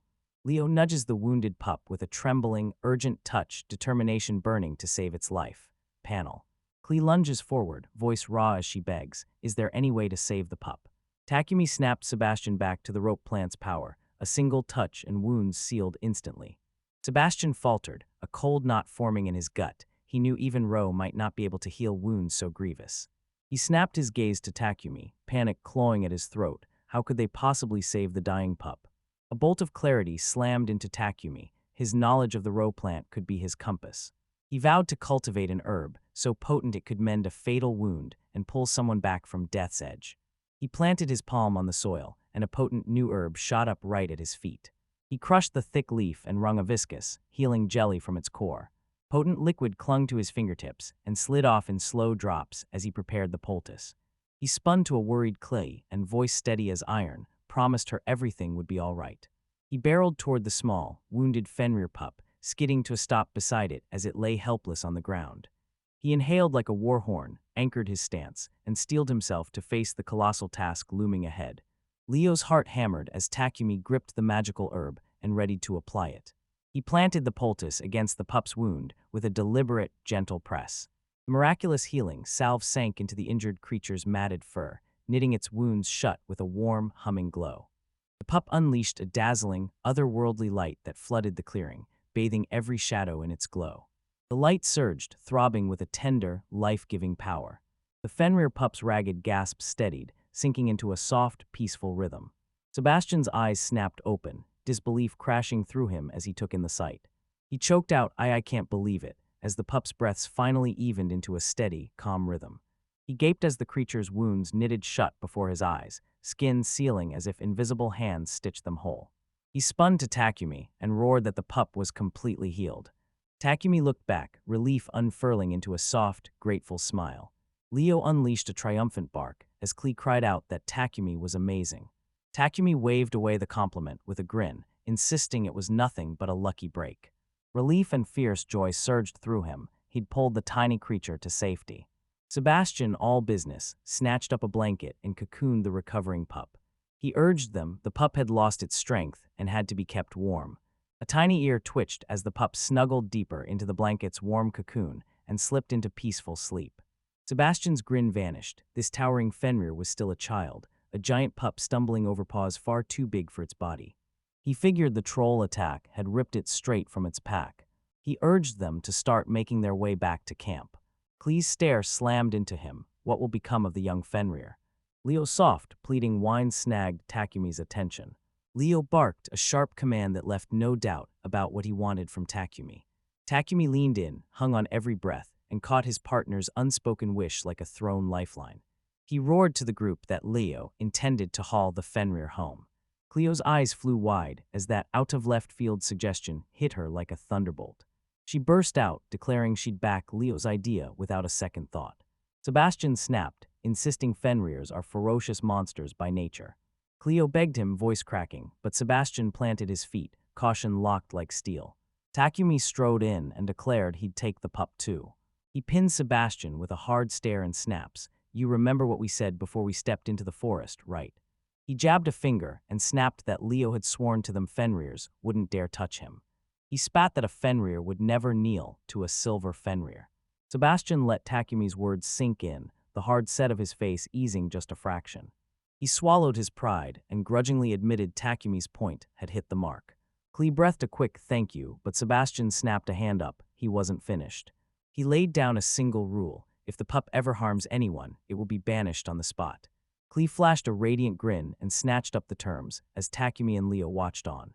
With the matter settled, Sebastian cracked a grin and motioned them back to camp. Cleo cradled the pup, fingers soothing its fur as she grinned triumphantly and declared, our quest is a success. Takumi could tell she'd been yearning to cross paths with a silver Fenrir. Cleo's hand hovered a heartbeat, then settled like a hush on the sleeping pup's soft, snow-white fur. She cradled the tiny creature to her chest, whispering a vow, you're safe now. She shot Leo a hopeful look and blurted, mind if I carry the pup? Leo's eyes never left them, a tender smile breaking across his face as Cleo cradled the pup. Takumi's eyes widened at the fierce devotion Leo lavished on the young Fenrir. He wondered, did Leo see his own past reflected in that abandoned creature? Cleo pulled the pup into her arms and held it tight, a serene smile blooming across her face. She whirled toward the group and declared it was time for them to go home. Night slammed over the forest as stars burst into twinkling sparks across a glass-clear sky. Back at camp, the guards froze. Cleo clutched the creature in her arms and shock ripped through the ranks. Cleo flashed a grin and revealed the tiny Fenrir pup Leo had snatched from danger. The two guards gaped, jaws slack and eyes blown wide by pure astonishment. The pup's eyes snapped open, adrenaline spiking, as it realized it was somewhere completely unfamiliar. Cleo leaned in and asked if it was awake, but the pup sprang back, eyes wide at the unfamiliar world around it. It thrashed wildly, its face twisted into a mask of raw, bone-deep terror. Piercing yelps ripped from it as it thrashed, clawing to break free. Cleo crooned to the trembling pup, promising that Lee would protect it. She crouched close, eyes gentle, and swore to the trembling creature she would never hurt it. Leo closed in and soothed the pup with a rolling string of soft barks. Takumi's breath hitched as the two creatures launched into a full, impossible conversation right before his eyes. The campfire snapped and crackled, hurling a warm amber glow across the clearing. The guards gaped, disbelief blazing in their eyes. They'd actually come back hauling a Fenrir pup. They placed a bowl of Ebola food right in front of the creature, which now sat eerily calm. The pup tore into its meal like a tiny hurricane as the party sprawled, utterly relaxed, around the crackling fire. Takumi pressed his back against the massive trunk, his eyes drinking in the peaceful scene as if burning its calm into memory. He drank in his new life, heart pounding as a silver Fenrir pup curled at his feet. A bitter thought lodged in his chest. The slow life he dreamed of was slipping farther away than ever. The next morning, the sun blasted through the forest canopy, turning the woods into a river of gold. The party barreled through the wood's final stretch. They burst from the tree line to the forest's edge, and Cleo whooped, "We're back." A guard's grin exploded when he spotted them, pure joy flooding him at their safe return. The guard's eyes snapped to them. They'd returned far sooner than anyone expected. Sebastian wryly admitted they'd found far less than they'd hoped. The guard froze, eyes snapping wide at the Fenrir pup cradled in Cleo's arms. Sebastian declared they'd pulled a harmless Fenrir to safety, and the pup's eyes lit with instant understanding. They stormed up to the waiting carriage, ready to bolt back to the villa. Takumi's breath hitched. This carriage was far too narrow for all of them to cram inside. Cleo asked what was wrong, and he flicked his hand away, plastering on a brittle, nervous smile. He volunteered to ride Leo, while Cleo and Layla took the carriage. The Fenrir pup launched itself into his arms, clinging like it would never let him go. Takumi jolted as the pup exploded into his arms and clung to him with pure, heart-melting affection. Cleo beamed as the pup showered him with adoring nudges and frantic tail wags. Takumi shot the pup a look and asked if it was true. The pup erupted in a gleeful yip. Leo couldn't look away as Takumi scooped up the affectionate young Fenrir. Layla swallowed her fear and, voice trembling, dared to ask if she could ride Leo too. She watched, hope flickering in her eyes and a tiny buzz of nerves humming beneath her skin. Takumi snapped his agreement, said Leo was fine with it, and hauled her to her feet. Everyone stood ready as Sebastian roared, "We're leaving now," to the villa. The carriage wheels hammered out a steady drumbeat, driving them home. The hulking coach thundered down the rutted dirt path, bursting free from the forest's clinging shadow. Cleo soaked up the cozy squeeze of the narrow carriage. Takumi's grin matched hers. He felt it too. He grinned, picturing little Leo diving into the tiniest nooks and curling up into the coziest nap. Their carriage thundered across the vast, rolling hills of the Revolt territory. Before long, the grand villa's towering, ornate gates burst into view. Leo jolted awake, eyes exploding open as every sense screamed to life. The great wolf halted at the gate, muscles coiled and senses razor-sharp. He planted his boots on the hilltop, chest thrown out, eyes scouring every inch of the new domain he'd just claimed. Peering out the window, Takumi and Cleo held their breath, straining to guess what Leo was doing. He inhaled like a coiled beast, his powerful chest swelling. A long, thunderous howl ripped across the entire landscape. A savage, thunderous cry split the air, jolting Cleo and the Fenrir pup into instant alarm. A guard wrestled to steady horses, spooked by a sudden, thunderous crash. Inside, the pup exploded into a staccato of ecstatic, high-pitched yips. Leo kept calling, throwing his head back towards the sky. The pup in the carriage erupted into a torrent of eager howls. Leo unleashed a final, soul-shaking howl that thundered into a deep, resonant boom before fading away. Takumi gaped, utterly baffled, and blurted, "Is this strange exchange over now?" Cleo's fingers traced the pub's surface as she demanded to know what it was all about. Sebastian's voice sliced through the dark. Was the silver Fenrir's howl a warning?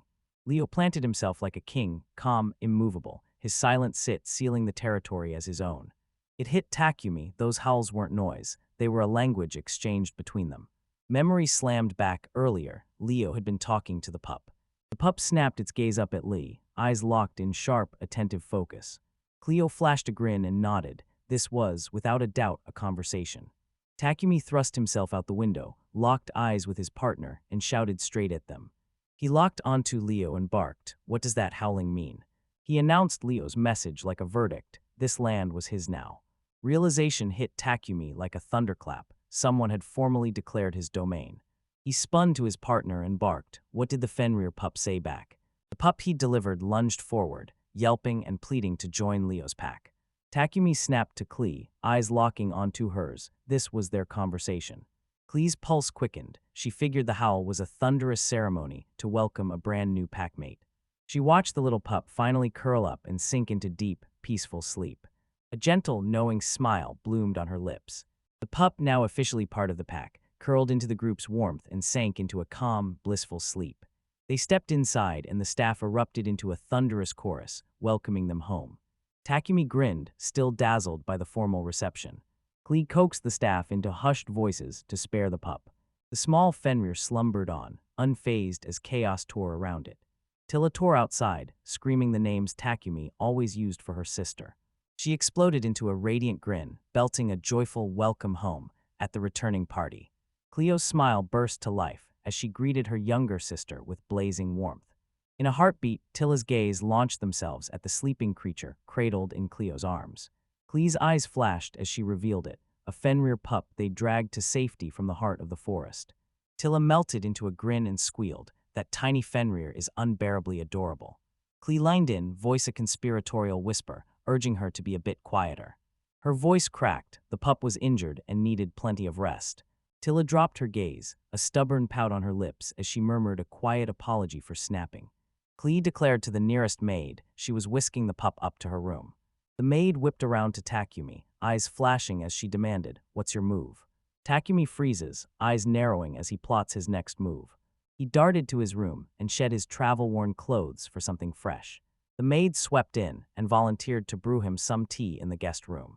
Takumi barked to his partner Leo, "Time to go." Later, Takumi slid back into his room, every cell buzzing with fresh energy. Gerda, the cheerful maid, bounded over with a radiant grin and showered him with a warm welcome back. He lifted the cup, savored a slow sip, then beamed and declared the tea utterly delicious.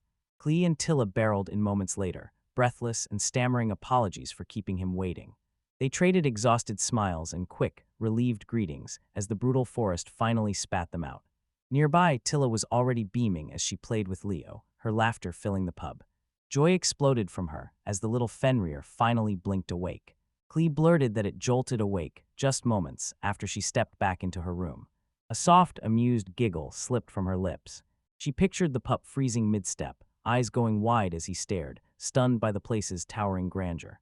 It had been darting through the room, nosing into every shadow and corner with relentless curiosity. She confessed, laughing, that its inquisitive nature melted her. She found it utterly adorable. Takumi flashed a grin and nodded. Yeah, that had to be ridiculously cute. It hit him like a punch. He'd promised Cleo he'd explain his gift. He froze, mind racing, as he hunted the perfect spark to ignite his unbelievable tale. Out of nowhere, a brutal wave of dizziness slammed into him. His vision smeared and jolted as Cleo screamed his name, alarm cracking through the chaos. Their panicked shouts tore through the silence. He reached for a reply, but his voice died in his throat. He crumpled as a terrifying memory of his past burnout detonated behind his eyes. He snapped awake as a bizarre weightlessness seized him, and suddenly he was drifting in midair. His eyes snapped open. He blinked, hauling himself back into consciousness. Cleo and the others erupted into relieved cries the moment he appeared. He snapped, "What's wrong?" and Sebastian choked out that he'd collapsed. The memory slammed back. He'd been talking with Cleo when it tore through him. Still disoriented, he forced out a weak "good morning." Cleo's worried expression melted away, a warm smile bursting across her face. Joy exploded in Leo. He lunged at him and drenched his face in a frenzied storm of slobbery licks.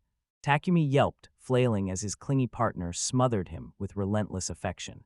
Sebastian revealed Leo had been frantic with worry, glued to his side and refusing to leave. Takumi gave a frail laugh as a torrent of kisses and hugs crashed over him. Tilla burst into giggles, teasing him about the absurd way he'd been yanked awake. Cleo asked if he could sit up, and he forced out a shaky yes. Later, they crammed into the guest room, voices snapping as they tore into what had happened. Cleo poured a cup of tea, her face hard as flint and her gaze razor-sharp. She leaned in, pressing him hard. "Can you remember anything from before you blacked out?" Memory slammed into him. After they returned, they were talking in that very room. He described his visions, snapping into a blur and then plunging into black. Cleo leaned in, hanging on every word as cold, bone-deep dread hit her. She finally grasped how terrifying it must have been. Sebastian slammed down a grim theory. His gift had triggered the collapse. He slammed down ancient texts that warned of the perils of abusing gifts. Shock slammed into Takumi when he learned others were collapsing, felled by their own powers. Sebastian's voice thundered. The special power, not mana, had probably run dry. Takumi's voice cut through the room as he asked, does a power source like that really exist? Sebastian admitted that gift wielders are vanishingly rare, so researchers have barely scratched the surface. They dredge up a past conversation and replay every word like a blade against their memory. Sebastian drops the bomb. Takumi's collapse was triggered by his own gift. Takumi stumbled back through the door, doubt clawing at his mind, then crumpled to the floor. Sebastian rips open his research and exposes the true nature of gifts. Takumi pauses, weighing how much a gift's staying power truly matters. Sebastian shoots a knowing look and unleashes his hypothesis. He teases that the gift's power doesn't stop at birthing a plant, it's just getting started. Tilla shot back, wasn't that herb the one that healed the pup? Sebastian declared the herb glowed, a trait no normal roe possessed. A sudden spark of memory slams into Takumi. He remembers the glow and admits he never even thought of it. Sebastian ripped back the veil and exposed another crucial piece of the puzzle. Takumi dropped like a stone, and the recovering Fenrir pup went limp as its strength vanished. Now healthy and bursting with life, the pup still replays that miraculous day it healed overnight. The diagram crackled as energy surged from Takumi into the pup, fueling its healing. Understanding slams into Takumi, and Sebastian snaps, desperate, that it's only a theory. Cleo, dread etched across her face, begged him not to use his gift. Takumi stares down the risk and realizes his power still matters. Cleo's face hardened to steel as she snapped, forbidding him from overdoing it. Takumi's warm smile lights his face as he meets her eyes, and, voice low with gratitude, thanks her for her sincere concern. Cleo leans forward, eyes blazing, and demands the results of his earlier garden experiments. He flashes back to the first time he dared to put his weed-growing skills to the test. He declares he engineered a brand new plant that wasn't in his book. He abandoned a mysterious leaf on a table, and that night Leo pounced and devoured it. At the memory, Leo erupts into a rapid, gleeful staccato of barks. Takumi plunged back into his tale as Cleo and Sebastian leaned in, hanging on every word. Leo barks again, a gleeful explosion proving the accidental treat totally hit the spot. Takumi says the instant Leo ate it, a bolt of energy shot through him, and he burst to life. Cleo's eyes blazed with joy. He'd just created a stamina herb, so potent it practically crackled with energy. Takumi reveals that this discovery unlocked a fierce, new understanding of his power. Usually when he opens a book, a platform springs to life in his mind. Cleo snapped, "What do you mean? You don't even know what this herb looks like." Sebastian's jaw drops. Takumi can conjure any plant just by picturing the effect it should have. Tilla exploded into a puppy-like cheer, shouting that Takumi is incredible. Sebastian snaps a warning. This raw, devastating power can flip on you in an instant. Takumi grins, nods, and vows he'll weigh it carefully before deciding. Cleo snaps that she still needs him to brew the herbs they'll sell. Takumi snaps upright and plunges into a reverent, bone-deep bow, accepting her proposal. He agrees on one fierce condition: he'll steel himself and refuse to collapse again. Cleo's face explodes into pure joy the instant he accepts.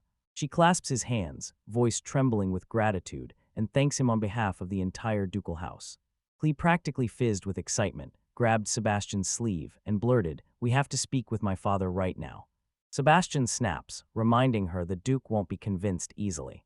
Flames of resolve flare in Cleo's eyes as she squares her shoulders and marches to confront her father. Sebastian's resolve blazed as he swore to back her with every ounce of his strength. Takumi's eyes snap open. The rescued Fenrir pup is still nameless. Sebastian nods sharply. It's maddeningly inconvenient not to even have a name for it. Takumi leans in and says a name might anchor the pup here, make it feel like it belongs. Sebastian urges them to determine the pup's gender first. Cleo coaxes the pup with a soft call. It trots toward her, joy in every step. Sebastian leans in, eyes sharp and touch featherlight, as Cleo cradles the tiny creature in her hands. He proclaims the pup a girl, glee erupting from him like fireworks. Cleo crouched over the pup, eyes bright as she hunted for a name that would suit her. She strokes its head, and inspiration explodes behind her eyes. She kneels by the pup and vows she'll hunt down the one perfect name for it. Sebastian explodes with a grin and shouts, "Nikamaru," as the perfect name for the pup. Cleo instantly shoots down his suggestion, snapping, "That's not a girl's name." Takumi plants a steady, consoling hand on the dejected butler's back. Cleo's face erupts into a radiant grin as she declares, "I've made my decision." She christens the pup Sherry, a name that declares her the one who is loved. She plants her feet before the Fenrir and proclaims, "From now on, I am Sherry." Sherry bursts into a delighted bark, tail a-blur, as if she's joyfully accepting her new name. A brilliant light erupts between them, blasting the space with blinding radiance. Cleo's eyes snapped wide, shock flooding her as the magical light surged into blinding brilliance. A blinding flash rips through the air, Cleo jerks back, stunned. Sebastian and Tilla froze, jaws dropping, as a dazzling, miraculous storm of magic erupted before them. An ethereal glow poured over the room, jolting everyone into stunned silence. Blinding pillars of light tore skyward, flooding the room with raw, crackling power. Cleo shuts her eyes and lets the magical light wash over her, its warmth seeping into her like a slow, golden tide. As the light gutters, she reels, pulse hammering, scrambling to grasp what just happened. Takumi matched their bewilderment, leaning in and bombarding the strange phenomenon with rapid-fire questions. The group leaned in, eyes locked on the pup, desperate to read what had happened from its tiny face. Takumi shot the question at Leo, "Do you know what happened?" And Leo faltered, confusion clouding his face. Sebastian's eyes snapped wide as recognition slammed into him. This was a familiar contract. Cleo's jaw drops, eyes wide, as the incredible idea detonates in her mind. Sebastian snarls that the moment a monster accepts a name, the contract snaps into place. He roared that the blinding light was living proof their new bond had been forged. A bolt of understanding shatters Takumi's doubt. He finally grasps what it means to have a familiar. Cleo locks eyes on Sherry, disbelief cracking her voice. "You're my familiar now." Tilla watches, admiration blazing in her eyes, aching for a familiar of her own, too. Cleo beams at Takumi and declares, "This is all thanks to you." She knows in her bones she only tracked down Sherry because of him.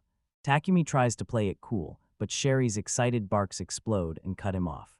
He drops to his knees, eyes bright, and says, "I'm just glad to see the pup so healthy." The next morning, sunlight bursts through the windows, flooding the room with brilliant, golden light. Takumi stretches deeply, easing awake from a peaceful night's sleep. He bolts upright and fires a sunny good morning, straight at a groggy Leo. Later, he bursts in and discovers the household staff thrown into a frantic, unfamiliar whirlwind of activity. He blurts, "Is today the day something special happens?" He bursts into the magnificent, empty dining hall, breakfast place settings gleaming on every table. He and Leo beam, blasting a cheerful good morning to everyone. Cleo, already at the table, shot him a radiant smile and matched his greeting with bright, cheerful warmth.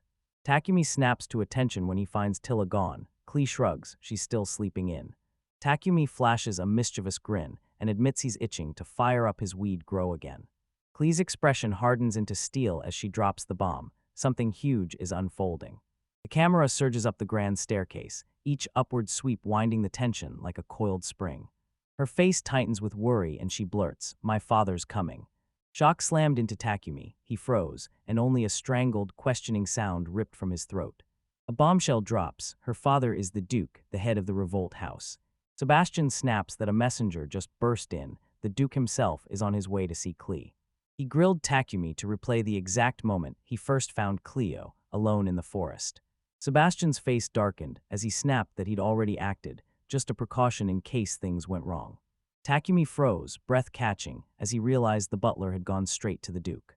Sebastian snaps that he fired off a second message the instant Cleo was safe. Cleo's sigh escaped like a warning. Her father was already on his way. Dread clung to them and Takumi, bewildered, blurted, "Why does everyone look so serious?" Cleo and Sebastian groan leaned forward, nerves electric, bracing as her father prepared to unleash a barrage of marriage proposals. Takumi, wide-eyed with innocent hope, blurts, "Can't you just refuse them all?" Cleo snaps, "I'll do it." Her eyes blaze with fierce resolve. She snaps, insisting Tilla's far too young to be dragged into that. And her, she's sworn she'll never get married. No ring will ever touch her finger. Sebastian snaps, reminding everyone the Duke has to meet Takumi to hammer out the terms of the business. Takumi's voice falters, and he blurts out that he knows nothing about noble etiquette. Cleo bursts out laughing, flashing a sly grin as she declares her dad is shockingly laid back. Sebastian smirks and proclaims the Duke a roaring, boisterous force. Takumi stays silent, eyes locked on the boisterous Duke as curiosity claws at him. What kind of man hides behind that roar? The instant Tilla heard the news, she froze, apprehension coiling cold in her gut. Her eyes flared wide, electric excitement clashing with jittery nerves. Takumi stares down the tangled mess of a family he was dragged into, his mind racing as loyalties, lies, and old wounds slammed together. A lightning-quick thought slams into him as he sits alone in his room. He pinned Layla, the maid, with a sharp question: is this outfit appropriate? Layla's convinced the Duke won't bat an eye, so she drops a daring suggestion. She hits him like a flashback to the custom suit he ordered in Ratos. That's right, Takumi roars, springing to his feet with fierce purpose. He zeroes in on those clothes and decides they'll suit the occasion perfectly. Layla realizes that hopping onto Leo would turn the whole trip into a lightning-fast dash. She flashes a grin, eyes alight. If they sprint now, they'll have more than enough time. Takumi whirls toward Layla and fires out, "Want to come with me?" She snaps she has to go. She's going to pay the tailor's bill for him. Stunned by the weight of her duty, Takumi straightened his shoulders and formally asked her to accompany him. Layla gives a soft, polite nod, then nimbly slips onto Leo's back and settles right behind Takumi. Leo catapulted into the air, scooped them into his arms, and tore them away from the villa. They rocket beneath a radiant sky freckled with pillowy clouds. They burst into the town's lively, bustling streets, swallowed by a tide of noise and color. Leo's eyes flare like fireworks, pure joy roaring through him the moment he spots the sausage stall. The giant wolf devours his treat with gleeful chomps as they stride down the street. Lila's gaze snaps to the destination, and she yanks Takumi's attention straight to it. She thrusts a finger at the charming building and yells, "There, it's over there." Taylor Halton throws his arms wide, beaming a warm welcome the second they step into his shop. He welcomes Takumi and proclaimed the clothes he'd ordered were ready. Relief crashed over Takumi and he grinned, heart soaring. They'd finished just in time. Layla breathed, "We made it," with a heartbeat to spare for the meeting. They burst back into the grand Revolt villa with only heartbeats to spare. Strutting in a brand new, show-stopping outfit, Takumi roared, "We're back." Cleo explodes into a radiant smile, greeting them both with a warm welcome home. She beams at his fresh threads and teases that he must have hit Ratos. Takumi burst into a wide grin, voice thick with gratitude, as he thanked her from the heart for her kind words. Sebastian's grin dies and his face hardens into stone as he snaps, "The Duke has arrived." He declares to a startled Claire that everything's unfolding exactly as he anticipated. Every last member of the household staff packs into the grand entrance hall, shoulder to shoulder. The head maid's cry split the hall. Duke Eckenhart Revolt has arrived. Truth slams into Takumi. This imposing, commanding man has to be the head of the house. Duke Eckenhart explodes into the hall, his immense presence swallowing the room. A staff member rushes forward, welcomes him with a relieved smile, and apologizes for making him worry. Cleo and Tilla sprint to their father's side and slam into him with breathless hugs, relief crashing over them at his return. The Duke's voice cracked with feeling as he cried, "Cleo, you've grown even more beautiful." Clear snaps, cutting him off and reminding him he's making a scene in front of everyone. Sebastian reveals a courier caught up with the Duke on the road bearing word that she was safe. He swipes a tear from his cheek and confesses he jabbed the spur, sending his horse charging ahead. Clee's breath catches as her father's raw, aching concern crashes over her. The Duke's eyes snap and lock onto the unfamiliar young man. Clee strides forward, voice ringing, and introduces Takumi, the man who barreled through danger to save her. Takumi strides forward, squares his shoulders, and readies his voice to deliver a crisp, formal introduction. He drops into a deep, reverent bow and proclaims, "Hiroka Takumi." The Duke drops the formalities, "Call me Takumi," and measures him with a cold, calculating stare. The stern set of his face melts into a grin, and he practically drenches Takumi in thanks. The Duke's gaze sharpens, his eyes narrowing as he sizes up the young man. He slammed a hand onto Kumi's shoulder, thrilled the boy didn't flinch. Tilla leans in, voice soft and urgent, whispering to her father that his grip is probably hurting him. The Duke's eyes snap to a flicker of movement at his feet. He locks onto the tiny Fenrir pup Sherry, peeking out from her hiding spot. His thoughts slam into overdrive. He pins the pup to the silver Fenrir mentioned in the report. A sharp gasp rips from him as the shocking truth slams into him. His gaze snapped from the legendary Leo to the tiny Fenrir pup. He slams to the ground and roars, demanding everyone show proper respect. Cleo and Tilla froze, jaws dropping, as their father's actions slammed into them like a sledgehammer. The Duke plunges into a deep, formal bow, announcing himself to Leo. Takumi reels, eyes wide, as the powerful noble suddenly throws himself flat, forehead hitting the floor in a jaw-dropping prostration. Cleo clutches her father's arm, pleading with him to rise and swearing Leo is fine. Takumi bursts into the chorus, imploring the Duke to rise to his feet. Sebastian clamps down on the chaos, silence falls, and he beckons them inside to finish the conversation. A guttural grunt rips from the Duke as he at last hauls himself upright from the cold marble floor. Sherry, the Fenrir pup, shoots her head out from behind a nearby door, curiosity blazing in her eyes. The Duke's gaze locks on Cleo as she cries the pup's name, Sherry. Cleo parades Sherry into the spotlight with a triumphant grin, declaring her the new Fenrir familiar.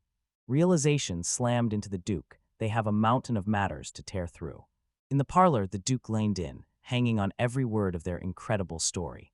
He nodded as comprehension slammed into him. He roared that with Leo present, their unbelievable tale had to be true. He blurted, "Is Leo really not hostile toward people?" Takumi beams and assures him Leo's as friendly and gentle as they come. He spins to his partner and shoots, "Right, Leo." The Duke shuts his eyes and lets Takumi's sincere reassurance steady him. He explodes off the sofa, renewed purpose burning in his eyes. He plunged into a deep bow before Leo, formally asking to make his acquaintance. His mood snaps into something darker, and Cleo flinches, bracing intense anticipation. Grinning wildly, he declares he's hauled in yet another stack of marriage proposals. He goads his daughters into at least meeting the chosen young men. Takumi freezes, utterly bewildered as the sudden twist slams into him. The Duke scoffs and snaps for him to ditch the formal address. It's not his style. Takumi demanded the Duke explain why he's hellbent on these marriage meetings. Duke Eckenhart pins Takumi with a look carved from pain and asks, "You haven't heard this story." He spins to his daughter, eyes blazing, driving home that this whole mess began because of her. The Duke roars that it was his daughter Cleo's idea alone from day one. He suddenly remembers, nearly 10 years ago, Cleo was utterly spellbound by the first Duke. He reveals she declared she wanted an arranged marriage, and Cleo crumples, cheeks burning with utter mortification. He remembers her childish vow, if trouble ever struck, she'd track down her own husband. Horrified, Cleo slams her hands to her face and insists she remembers none of it. The Duke froze, then his voice cracked as he offered a sorrowful theory. Maybe her mother's death wiped pieces of her memory. Takumi's voice fell to a hush. "Are you talking about our mother?" And the Duke replied with a single, sorrow-soaked nod. Cleo whispers, voice trembling, that her mother is a blank in her mind. She can't remember her at all. Her father squeezes her hand and says it's understandable. Tilla was just a baby then. A cold shadow cuts across the Duke's face as memories of that brutal time slam into him. He reveals that his beloved wife was born painfully fragile, her health always hanging by a thread. She clawed her way through a deadly childbirth and pulled their first daughter, Cleo, into the world. Tilla burst into the world, but her strength collapsed and she slipped away moments later. Grief slammed into the family as they drifted through the mansion's cavernous, echoing halls, grand, empty, aching with loss. The Duke remembered his wife, eyes alight with radiant pride, utterly fulfilled after bringing 2 daughters into the world.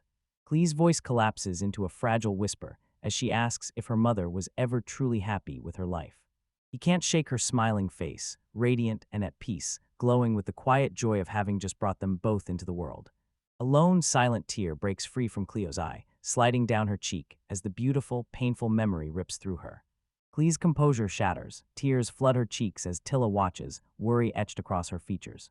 The Duke locked eyes with his daughter, anguish tearing through his chest as their sorrow echoed between them. Perched across the parlor, Leo stares as the heart-wrenching scene rips through the room. Cleo sniffs, wringing the tremor from her voice as she steels herself to speak to her father again.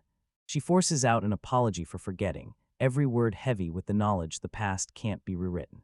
He hushes her, voice steady, telling her not to worry. It's just that childhood fascination with their ancestor. Cleo's smile erupts, radiant and grateful, and she thanks him for his understanding. Sebastian smirks and offers that they can all call the marriage proposals off. Cleo's hands curl into tight fists. A new resolve steals her gaze. She roared from the depths of her soul, "I'll choose my own partner." Inspired, Tilla shoots her hand into the air and shouts to her father that she wants to do it too.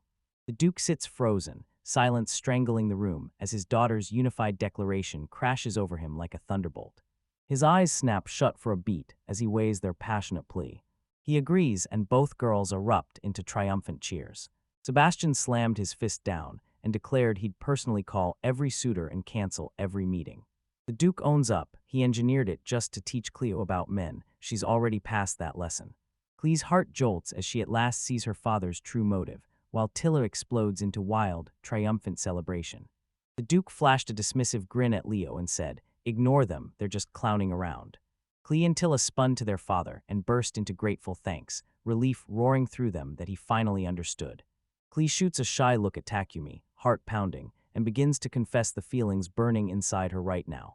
The Duke's gaze snaps to hers, a sly, knowing smirk blooming at the corner of his mouth.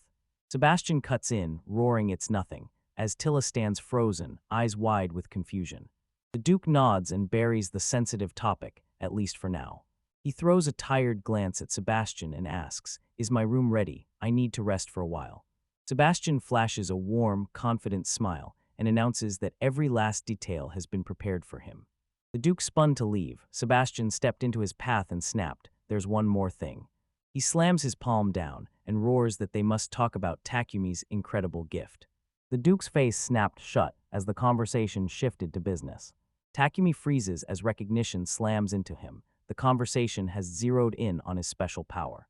The Duke slams down the deed. The gift is for weed cultivation, and he demands they explain the contract. Cleo practically burst with giddy excitement as she blurted to her father that Takumi could create a dazzling array of valuable herbs. She leans in, voice electric, reliving how he first forged Ramogi for Tilla, then dared to experimentally grow Ro. The revelation slams into the Duke. He created the legendary Ro plant, and the shock knocks the wind out of him. He blurts, "You mean the high-grade herb?" She nods, grinning. Takumi whipped it up without breaking a sweat. Takumi's jaw hit the floor as the Duke erupted in volcanic rage the moment he heard about the Ro.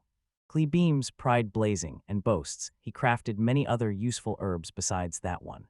Sebastian says Takumi's buried in research, conjuring plants Sebastian's never seen before. He boasts that he and Cleo tested the herb themselves and can vouch for its raw, knock-you-flat potency. The Duke turns the weed cultivation gift over, mauls it, then grins. It's a game-changing tool. His gaze sharpens into a blade and he snaps, "What's the purpose of this discussion?" He knows the story is barreling straight toward a high-stakes business proposal. Sebastian admits they're angling for a sales contract, and Takumi's pressing for it too. He proclaimed the venture a goldmine that would swell the ducal house's coffers with staggering profit. The Duke sears Takumi with an unblinking stare and snaps, "Is this what you truly want?" He declares no contract can be forged without the person's full, willing consent. Takumi braces, every nerve alive, poised to hurl his honest answer straight at the powerful Duke. He insists he won't be their prophet, he just wants his gift to help them. The Duke staggers back, stunned as the young man's honest, selfless words hit him like a punch to the chest. Takumi locks eyes, jaw set like iron, while nerves buzz under his skin. The Duke's stern face cracks into a brief, appreciative smile. He exploded into a thunderous belly laugh that filled every corner of the room. Takumi's jaw clenches. Only the Duke would have the gall to speak so bluntly. Cleo locks onto her father's approving nod and seizes the moment, springing into action to claim her chance. The Duke proclaims they'll forge a business contract with Takumi. He barks at Sebastian to draw up the formal documents for Takumi to review. Takumi's grin blazes as he thanks Eckenhart for handing him this incredible opportunity. The Duke's firm handshake slams the deal shut, welcoming him as their newest business partner. Later that evening, Takumi sat alone, wrestling the day's events as they replayed in his head, each moment hitting him like a fresh bruise. He perches on the edge of his bed as the crushing weight of his new reality settles into his bones. He realizes Eckenhart wears true nobility like a cloak, but his heart beats with genuine goodness. Leo pads up to his master and nuzzles him insistently, craving attention. Takumi grins, plunging his hand into his loyal partner's snow-white fur and stroking it with fierce affection. He beams, buries his hand in the great wolf's thick fur, scratching behind its ears and drinking in the rare, peaceful silence. His hand jerks to a stop, something snagged in Leo's fur. He leans in, eyes drilling into Leo, and snaps, "You're filthy, caked in grime from our travels." Grinning ear to ear, he boomed, "Bath time," while Leo whined, utterly dismayed. Perched beside Leo, he flinched as a polite knock rapped at his bedroom door. Sebastian snaps, "Got a minute," and Takumi shrugs, "Fine." The butler sweeps into the room and drops into a crisp, respectful bow. He slams out, "Were you playing with Leo?" And Takumi snaps back, "What do you need?" Sebastian thrusts a formal document into his hands and snaps, "This is the contract." Takumi grabs the papers, his eyes hungrily tracing the elegant, unfamiliar script as curiosity ignites. He can't shake the question, why do the languages of this world, Japanese, always lay themselves bare to him? Sebastian barks at him to stop worrying now. This is their business agreement. He lays it bare. The document spells out every term of their partnership to sell the herbs. Takumi nods and vows to pore over every line with laser focus, fully aware that each detail could tip the scales. Sebastian leans in, voice electric. Got questions or want anything changed? A sharp click rips the silence. The door swings open and the Duke storms in, roaring Takumi's name. He crashes into a deep bow, shocking everyone, choking out a desperate thank you for saving his daughters. Takumi lunges to stop him, shouting that Leo was the one who actually saved them. In the grand bathhouse, Takumi scrambles to explain he accidentally healed Tilla. The Duke snaps that nothing erases the fact he saved her, gratitude burning in his chest. The Duke's face hardens. He confesses another worry is gnawing at him. He snaps his gaze to the great wolf and shoots out, "Is Leo-sama angry with me?" Takumi froze, baffled. How could his kind-hearted partner possibly erupt in fury? Right on cue, Leo springs up behind him, panting and flashing a wide, happy grin. The Duke clutched his chest as a rush of relief flooded him. Hearing Leo wasn't upset erased every ounce of fear. Sebastian leans in, voice a cool purr, reminding his lord he'd already promised they wouldn't be offended. The Duke explains he had to hunt down any trace of disrespect in his own bearing. He mutters a sheepish apology for his odd behavior, and Takumi grins, flicking a carefree wave to brush it aside. The Duke's gaze blazes with gratitude and reverence as he fixes it squarely on the boy. Plates cleared and laughter crackling, the family poured into the home's formal dining room. Sebastian slammed the folder down and snapped at Takumi. "Did you get a chance to review the business contract?" Seated at the head of the table, the Duke leaned in and snapped, "Are the contents acceptable?" Takumi, the document clutched tight, leans forward and asks if he can fire off a few questions about the terms. The Duke leans in, curiosity crackling in his gaze, and beckons him to ask anything he pleases. In the background, Tilla beams, lavishing affection on Leo and her familiar Sherry. After squeezing out a few clarifications, the Duke leans in and asks if that's the extent of his questions. He can't hide his admiration. Takumi has devoured the document and understood every single line. Takumi slams his point down, the contracts blatantly stacked in his favor. Cleo beams, pride crackling in her voice as she declares she and Sebastian drafted it together, carving every line to protect his interests. Sebastian announces the generous terms scream they're counting on massive profits. The Duke booms that selling herbs is their daring new venture, a guaranteed triumph. Takumi leans in, jaw tight and eyes locked, and demands, "Is that why they're being so generous?" The Duke snarled that without their protection, rival nobles would pounce and pick him clean. Takumi let their words hit him, his stare locking like steel as he measured the weight behind every syllable. He rakes the back of his head and confesses he never expected the conditions to be this jaw-dropping. He then declares a single, personal condition he'd like to add. Surprise flashes across Clee's face, then she snaps upright and says they can probably accommodate a reasonable request. Takumi pleads, voice raw, to be allowed to remain at the mansion. The Duke, Sebastian, and Cleo froze, speech ripped from them the instant his shockingly simple wish hit the room. The hush explodes as the Duke throws back his head and unleashes a thunderous, jubilant laugh. Cleo realizes her guard was pointless, she'd braced for nothing, and Sebastian just grins, that's classic Takumi. Duke Eckenhart bellowed for Takumi to stay, and Cleo answered with a fevered vow she wanted him there forever. The Duke slams a hand on the table and declares Takumi may stay with him, contract or not, his door is open. Drowned in their kindness, Takumi's voice cracked as he implored them to confirm he could stay with them. Cleo, Sebastian, and the Duke erupted into cheers, shouting, of course he's welcome to stay. Their unconditional acceptance crashed over him, and Takumi's voice cracked as he poured out the most sincere, heartfelt thanks. He snapped the pen with a confident flourish, etched his name across the formal business contract, and sealed the deal. Agreement sealed, Takumi smirks and barks at the filthy Leo. Bath time. The next day, Takumi steels himself and steps forward to unleash his uncanny weed cultivation gift before Duke Eckenhart. In the courtyard, Sebastian strides up to Takumi and thrusts a list of requested items into his hands. Takumi's eyes flare as he snatches the papers and declares them the official order form for the new medicinal herbs, and he's spot on. The list reads like a roll call of every rare, prized medicinal herb the ducal house has set its sights on. He staggered back, heart in his throat, when he read that a single leaf of the rare roe plant is worth a fortune. Baffled by the strange currency, he vows to corner Sebastian later and demand to know exactly what it's worth. His ability sliced through the job, and Takumi grinned as he asked if the herb order was only a handful. Sebastian roars out the order, 10 row leaves and 20 apiece of 8 other verb types. He locks eyes with Takumi and snaps a warning to be cautious, the memory of his recent collapse from overuse burning in his mind. Cleo agrees, voice hard and urgent, demanding they watch his condition like hawks. His limits are still a mystery. She snaps that he's still buried in research, frantically trying to unlock the secrets of his one-of-a-kind gift. Takumi's throat tightened as their unwavering, all-consuming concern for his health and safety hit him like a punch to the chest. He showers them with fierce, heartfelt thanks, awed by how tenderly they guarded his well-being. Bursting with confidence, he bellows he'll now show them his weed-growing power. Duke Eckenhart fixes Takumi with a grave stare and declares he's counting on him. Takumi's eyes ignite with resolve. He snaps "I'm in" and throws himself at the challenge. He drops to one knee, palm hovering just above the earth, and summons his gift roaring to life. Instantly a towering, vibrant row plant shoots up from the earth right at his feet. Before long, the entire patch of ground erupted into a lush riot of different herbs. Unfazed, he flips through his grimoire as the enchanted garden he conjured from nothing unfurls around him. Duke Eckenhart stands frozen, mouth agape, shock and reverent awe carved into every line of his face. Takumi cracks a tiny, humble grin, nearly flushed with embarrassment at how utterly jaw-dropping his own power just was. Sebastian snaps the ledger open and demands, "Are all the herbs on the order list grown?" Cleo darts to Takumi, concern sharp in her voice as she asks if he's all right after the exertion.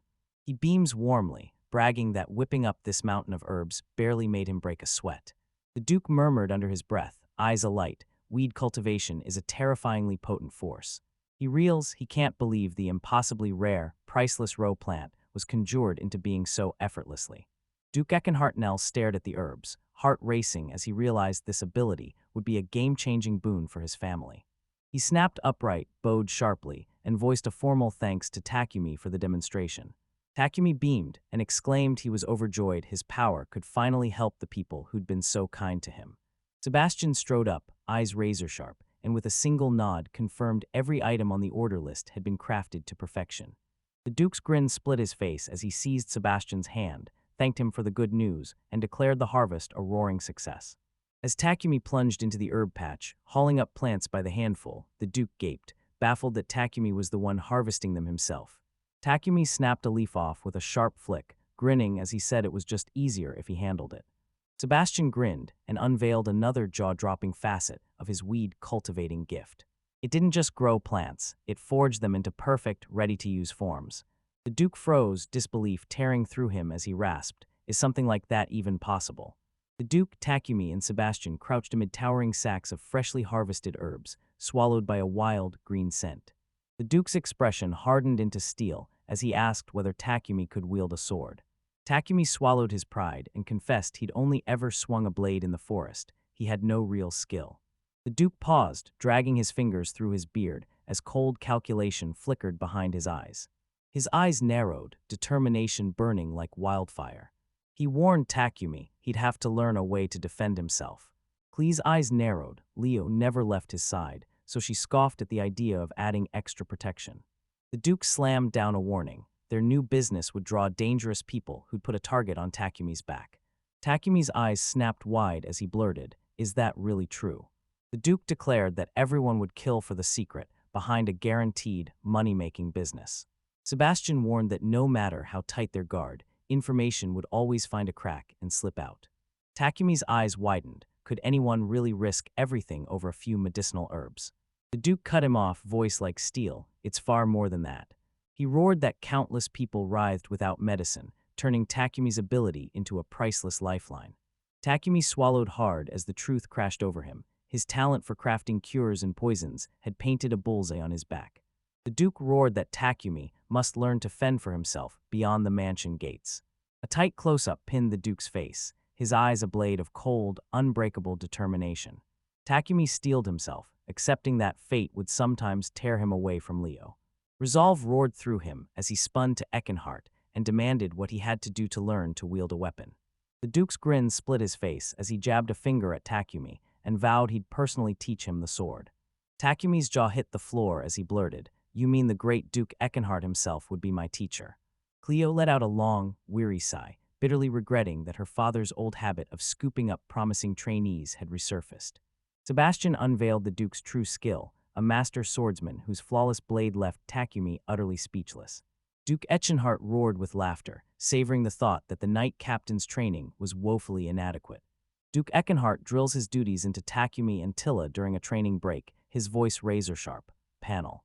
The Duke slams home the vital need for sword training to a stunned Takumi. Close-up, Duke Eckenhart's hand clamps onto Takumi's shoulder, knuckles white, his grip screaming iron determination. Panel. The Duke practically vibrates with excitement as he drops a bombshell on Kumi, leaving him reeling. His training starts this instant. Cleo bolts over, breathless and panicked, shouting to her father that Takumi just collapsed from overexertion. Panel. Sebastian pressed close and urged the Duke, Takumi must rest for the day. It's about to start. Worried Cleo swallows hard, forces a nod, and reluctantly agrees. Panel 1. Duke Eckenhart locks eyes with Takumi, determination blazing, and pushes the training off until tomorrow. In his room, Takumi sits with Leo, fingers drumming as he wrestles with the choice to learn how to wield a sword. Takumi trembles, swallows his fear, and reluctantly consents to the Duke's plan as Cleo watches with a hard, unreadable stare. Panel Wainwahar. Takumi's grin blazes as he presses his hand to Leo's snout and vows he'll give it everything. Panel.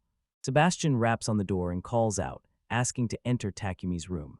Sebastian flashes a warm grin and reveals he brought something for Takumi. Panel. Extreme close-up on the short sword. Takumi's breath catches as recognition hits. Panel. Sebastian slides a spotless short sword into view before the stunned Takumi. Panel. Sebastian flicks his wrist, hinting he's got one more trick, leaving Takumi gaping, confused in the panel. Takumi clasps the small pouch, realization slamming into him. It's his payment. Panel. A mountain of coins avalanches onto the table, jolting Takumi in the panel. Takumi's eyes snap wide as a sudden, gut-punching realization about his new financial situation slams into him. Panel. Takumi jabbed a question at the formal Sebastian and pressed, explain this world's currency. Panel. Sebastian's grin widens at the thought that Takumi's from another world, his eyes sparkling as he nods and bursts into a cheerful laugh of agreement. Sebastian ignites the lesson, jabbing his finger at the tiniest iron coin, the lowest value piece. A tight close-up slams onto a hand clutching a lone, intricately engraved copper coin. Sebastian leans over the seated Takumi, brandishing a silver coin as he unravels the currency system. Takumi leans in, straining to hear as a graphic explodes onto the page, showing 10 silver coins collapsing into one glittering gold coin. Panel. Takumi jabbed a finger at the coins on the table and snapped a question at Sebastian. Panel. Speech bubbles fire off every reason gold coins are impractical for everyday shopping. Panel. Takumi, hand to his chin, flicks through the figures in his head and instantly converts the currency into Japanese yen. Panel. Close-up on Takumi's eyes, shot wide with shock as a crushing realization crashes into him. Panel. Takumi's eyes snap wide as shock slams him. He remembers the row herb's sky-high value. Panel. In this panel, a towering pile of coins heaped on the table roars with wealth, representing an insanely massive fortune. Cold sweat beads on Takumi as Sebastian's comment about the row plant's value detonates in his mind. Sebastian lays out the staggering price tag for building a house in Ratos to Takumi. Panel. Sebastian lays out Takumi's compensation. Takumi waves it off, insisting the offer is already far too generous. Clutching his first earnings like treasure, Takumi jabbed Sebastian and demanded how much the gifts he'd bought earlier cost. The kind butler flashes a gentle smile, waves the tiny debt away, and tells Takumi not to trouble himself over it. Takumi stood his ground and insisted he had to repay the loan to still the storm in his chest. Sebastian beams, warmth flooding his features, as he proclaims the young man's earnest heart and rock-solid honor. The butler edges close, his voice a low, dangerous whisper as he names the exact sum owed. Deal sealed, Sebastian rose and slipped away, vowing he'd see him again at dinner. Later, Takumi sinks into the quiet of his room while Leo, massive and fiercely loyal, sprawls nearby, breathing slow and steady. A grim grin curls on his lips as he revels in the terrifying might of his high-grade herbs. Mid-dinner, Tilla snaps her chair back, steels herself, and strides with formal composure to the head of the table to face her father. She plants herself in front of him and pleads, "Please, let me start sword training too." The Duke presses her for an explanation as Cleo, stunned, rips out her sister's name in a raw, shocked cry. Tilla insists, eyes blazing, that she absolutely must have a familiar of her own. She clenches her fists and vows, voice blazing, that she must first become strong enough to fight. Cleo locked eyes on her younger sister, every line of her face carved by fierce, loving concern. She cups Tilla's tiny hands in her palms, voice urgent as she implores her to listen and come to reason. Cleo snaps that getting a familiar isn't just about learning to fight, it's about forging a living bond. She insists Sherry becoming her familiar was a one-in-a-million, utterly unique event. Tilla snaps back, it only happened because Takumi and Leo stepped in and made it possible.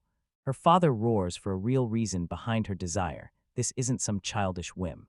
Tilla drops her gaze and admits, voice cracking, that she can't shape the reasons into words. She lifts her chin, eyes blazing, and declares it's an unstoppable surge she can't deny. Takumi knows this isn't a wish, it's a burning, soul-deep mission that drives him. A bolt of his late wife's unyielding spirit jolts through the Duke the moment he sees it blazing in his daughter. Clee's breath caught as her younger sister's words flashed back the exact fierce convictions burning in her own soul. The Duke planted himself, hurled a challenge at Tilla and demanded, would a monster ever follow the weak? He hammers his palm onto the grand dining table, the thunderous impact driving his point home. Unbowed, Tilla roars back with blazing conviction. She knows exactly what he means.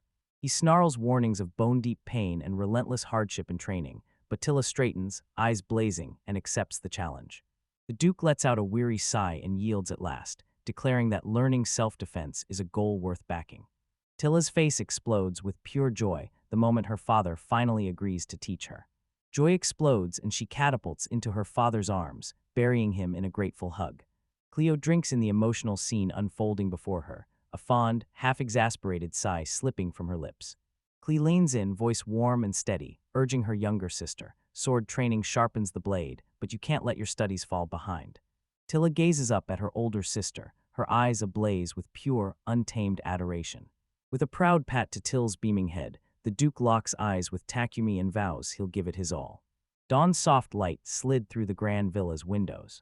Inside his room, Takumi's massive silver Fenrir, Leo, sprawls like a sleeping mountain, utterly sound asleep. Takumi shot out of bed, unleashing a jaw-cracking yawn and stretching long as he shook off sleep. He stares blearily at the clock, thinking he probably woke a tad too early this morning. A polite knock tugs at his door, a tiny voice squeezes through asking if he's already awake. He yanked the door open to find young Tilla staring up at him, and he asked, "What do you need?" She groaned that she'd woken way too early and was drowning in boredom because her familiar Sherry was still asleep. Takumi shoots a knowing glance at his magnificent companion, sprawled and soundly asleep on the floor. He winces, apologizing that Leo fell asleep too, but Tilla grins and insists it's a blast just watching him. She edges forward, breath held, fingertips hovering a hair above the legendary wolf's silvery pelt. She leans in, voice barely a whisper, admitting a flutter of nerves about today's training. Takumi soothes her with a steady grin, telling her it's natural to feel that way, and confessing he's nervous too. Tilla's head snaps up, stunned to find he's bristling with the same nervous edge she feels. He admits the thought of being formally taught the sword terrifies him. They flash a small, knowing smile, comfort blooming from the hard truth. They're in this together. Leo finally cracks open his eyes with a sleepy groan, and Takumi chirps a bright good morning to his partner. Duke Eckenhart fills the doorway and booms that their training begins now. The Duke thundered the start of their training, and one of them sprang up, voice trembling with eagerness as they begged him to instruct them. In the vast courtyard, the Duke strides out and thunders their first lesson, how to grip a sword properly. He demonstrates with a razor-sharp practice motion, his gloved hand clamping the hilt like iron. Takumi hefted the ornate, weighty sword, its heft biting into his palms, and knew it had to be worth a fortune. Takumi drew a hard breath, squared his shoulders, and the lesson answered him, echoing his fierce resolve to begin. Concentration sharpened her into a blade. When it snapped, her hands trembled and she fought to keep her sword steady. Her father gently steers her fingers into place and beams. That's it, perfect form. He drills into them, always know where the blade's edge points with every swing. Takumi couldn't tear his eyes away as the Duke glided through his moves with effortless mastery, each motion crackling with raw, undeniable power. The Duke unleashes another bone-crushing swing to show how it's done, and eager Tilla lunges to mimic him. Tilla channels every ounce of Oliver's compact strength into the swing and unleashes a titanic heave. The heavy blade bucks, blasting a bone-jarring shockwave up through her arms. The blow knocks the wind from her. She trembles, tears streaming, and screams, "It hurts." Duke Eckenhart bellows the lesson into motion as Takumi, a trembling tiller, clutches the swords like they're scorching hot. Panel. Takumi's face split into a fierce, eager grin as determination blazed in his eyes. He readied himself for the training panel. The Duke roars a halt as Takumi and Tilla stagger, gasping and spent from the relentless swinging. Panel. The Duke studies them with a cool, calculating gaze and declares, "You're both green with the blade." Close up on the Duke's steely, calculating eyes as he sizes up their abilities like a predator testing prey. Panel. The Duke bellowed they'd begin with basic training, grueling drills to forge raw physical strength. Panel. Tilla and Takumi listen, breath held, as she demands to know what kind of training they'll face in Pinahui Urinal. The villa's exterior looms in the frame as a narrator rips into the story of their grueling training panel. The Duke watches as Takumi and Tilla battle through every brutal push-up. Takumi and Tilla claw through sit-ups, each rep a brutal battle as exhaustion from their training drags them to the brink. Tilla and Duke Eckenhart bolt ahead as Takumi gasps for breath after training. Panel. Drained to the bone, Takumi and Tilla crumple to the ground, gasping, while the Duke watches. Extreme close-up on Takumi's eye as a bolt of genius ignites in his head. Takumi storms up mid-training break and presses Duke Eckenhart with an urgent request. The Duke finally relents and grants Takumi's request. Takumi erupts into a grateful, triumphant smile. Panel. Takumi drops to a knee, slams his palm into the earth, and channels his gift. Curiosity sparking, Tilla fires off a question about the herb. Takumi answers, calling it a fatigue buster that wipes exhaustion away. Panel. Duke Eckenhart and Tilla reel back, gagging and spitting the bitter herb as their faces twist in pure disgust. Panel. The Duke and Tilla gagged and spat, railing against the herb's savage, tongue-searing bitterness. Tilla's eyes snap wide with stunned confusion, sweat beading on her brow as a strange sensation slithers through her. Panel. Tilla's eyes snap wide, sparkling with stunned awe as the herb's power hits her. Tilla gasped, shock crackling through her. Weightless and fired up, she dove straight back into training. Duke Eckenhart's grin splits his face as he bellows. They can crank their training into overdrive. Penaline. Takumi and Tilla stagger back, horror knotting their guts as the Duke's brutal new scheme snaps into focus. Panel at Revolt Villa. Their training explodes into a merciless, turbocharged grind that smashes every limit. Several days later, a hand lay abandoned on the dirt as its owner gulped for breath, lungs burning. Panel. Cleo beams with kindness, pressing a cool towel into exhausted Takumi's hands during the break. Panel. Herm. Drenched in sweat and on his last legs, Takumi snaps his head up as Clee's voice cuts through. "Are you all right?" Panel. From above, Takumi slumps to the ground, utterly spent, and forces a shaky "thank you" to Clee for her concern. Takumi sinks into his seat, drags a hand across his sweating brow, and shoots Clee an apologetic grin. The panel snaps to a close-up of Clee's face, her eyes soft, a gentle expression as she watches. Clee clasps her hands in her lap and pours out her thoughts, words tumbling free. Panel. Takumi locks eyes with clear bewilderment clouding his face as words choke in his throat. Panel. Clee pleads with Takumi, voice raw, insisting she couldn't stop her father's training. Panel. Cleo aches for Takumi to have guards, someone to stand between him and this relentless hardship. She vows a guard will stand sentinel over him, keeping him safe even when Leo isn't there. Her eyes went wide and honest, each look screaming raw, unwavering concern for him. Takumi pins her with a steady stare, his mind slicing through her words in silence before he breathes her name. He reads the kindness in her eyes and knows she's simply worried about his well-being. He locks his gaze, calm as a coiled spring, and vows he'll never stop training. He fights a war inside, truth choking on his tongue as he scrambles for the words to confess his true feelings. He locks eyes with her again, his face alight with earnest conviction as he plunges into his explanation. He roared with iron resolve, "I will never abandon my sword training." He snaps that leaning on others would only drag them down, and he hates being stuck behind someone else's shield. She proclaimed it no bother. Being protected by the legendary Leo was an honor. She jabbed a finger and snarled, "Don't forget, Leo is the strongest of all monsters."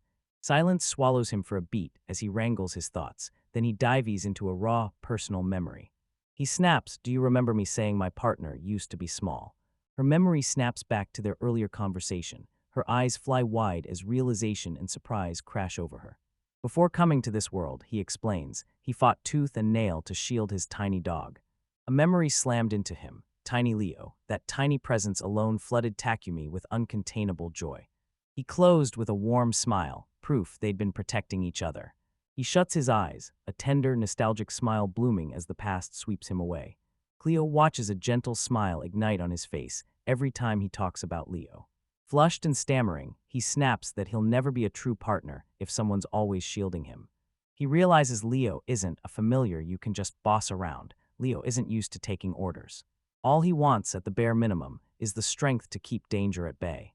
Panic explodes in him. He clutches her arm, voice cracking, begging her not to tell her father why he trains. He leans in, voice a low, urgent whisper, begging her to keep their conversation locked between just the two of them. The thought of a secret between them hits her like a spark. Her cheeks erupt in heat, words fumble out, and she stands frozen, wildly flustered. Scarlet with shame and practically steaming, she freezes. Takumi, baffled, leans closer and asks, "Are you all right?" Recovering, she cries out that she understands his feelings and swears to stand by him from now on. Tilla and the Duke roared that his short break from training was over. Takumi whirls and barks back to them, "I'm on my way." He slung the towel over his shoulder and barked, "I'm heading back." Fueled by his example, Cleo swore she'd pour everything she had into bettering her life and protecting her family. He beams, waves cheerfully, calls out thanks for the towel, and rockets off to train. Cleo explodes into a radiant smile, eyes squeezed shut, and chirps a bright, cheerful yes. Takumi pivots on his heel, storms away from Cleo, and cuts across the vast, sunlit courtyard. He clenches the towel in his fist, his face snapping into a hard, silent resolve. He casts one last, fierce look over his shoulder and swears he'll give everything he's got. A few days later, Duke Eckenhart stuns everyone by declaring a sudden, jaw-dropping mock battle. Sebastian snaps, asking how they'll conduct the duel, and Cleo watches, worry sharp in her eyes. The Duke snarls that it will be a sword duel, and he'll be lunging into the attack too.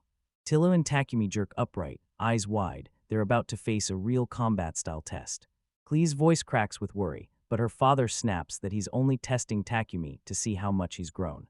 The Duke planted his stance, fixed Takumi with a steely stare, and granted him the opening, make the first move. Takumi accepts the challenge and lunges at his teacher, unleashing every ounce of strength and skill. He shuts his eyes, channels his training, and lets the countless practice swings he's made burn into his bones.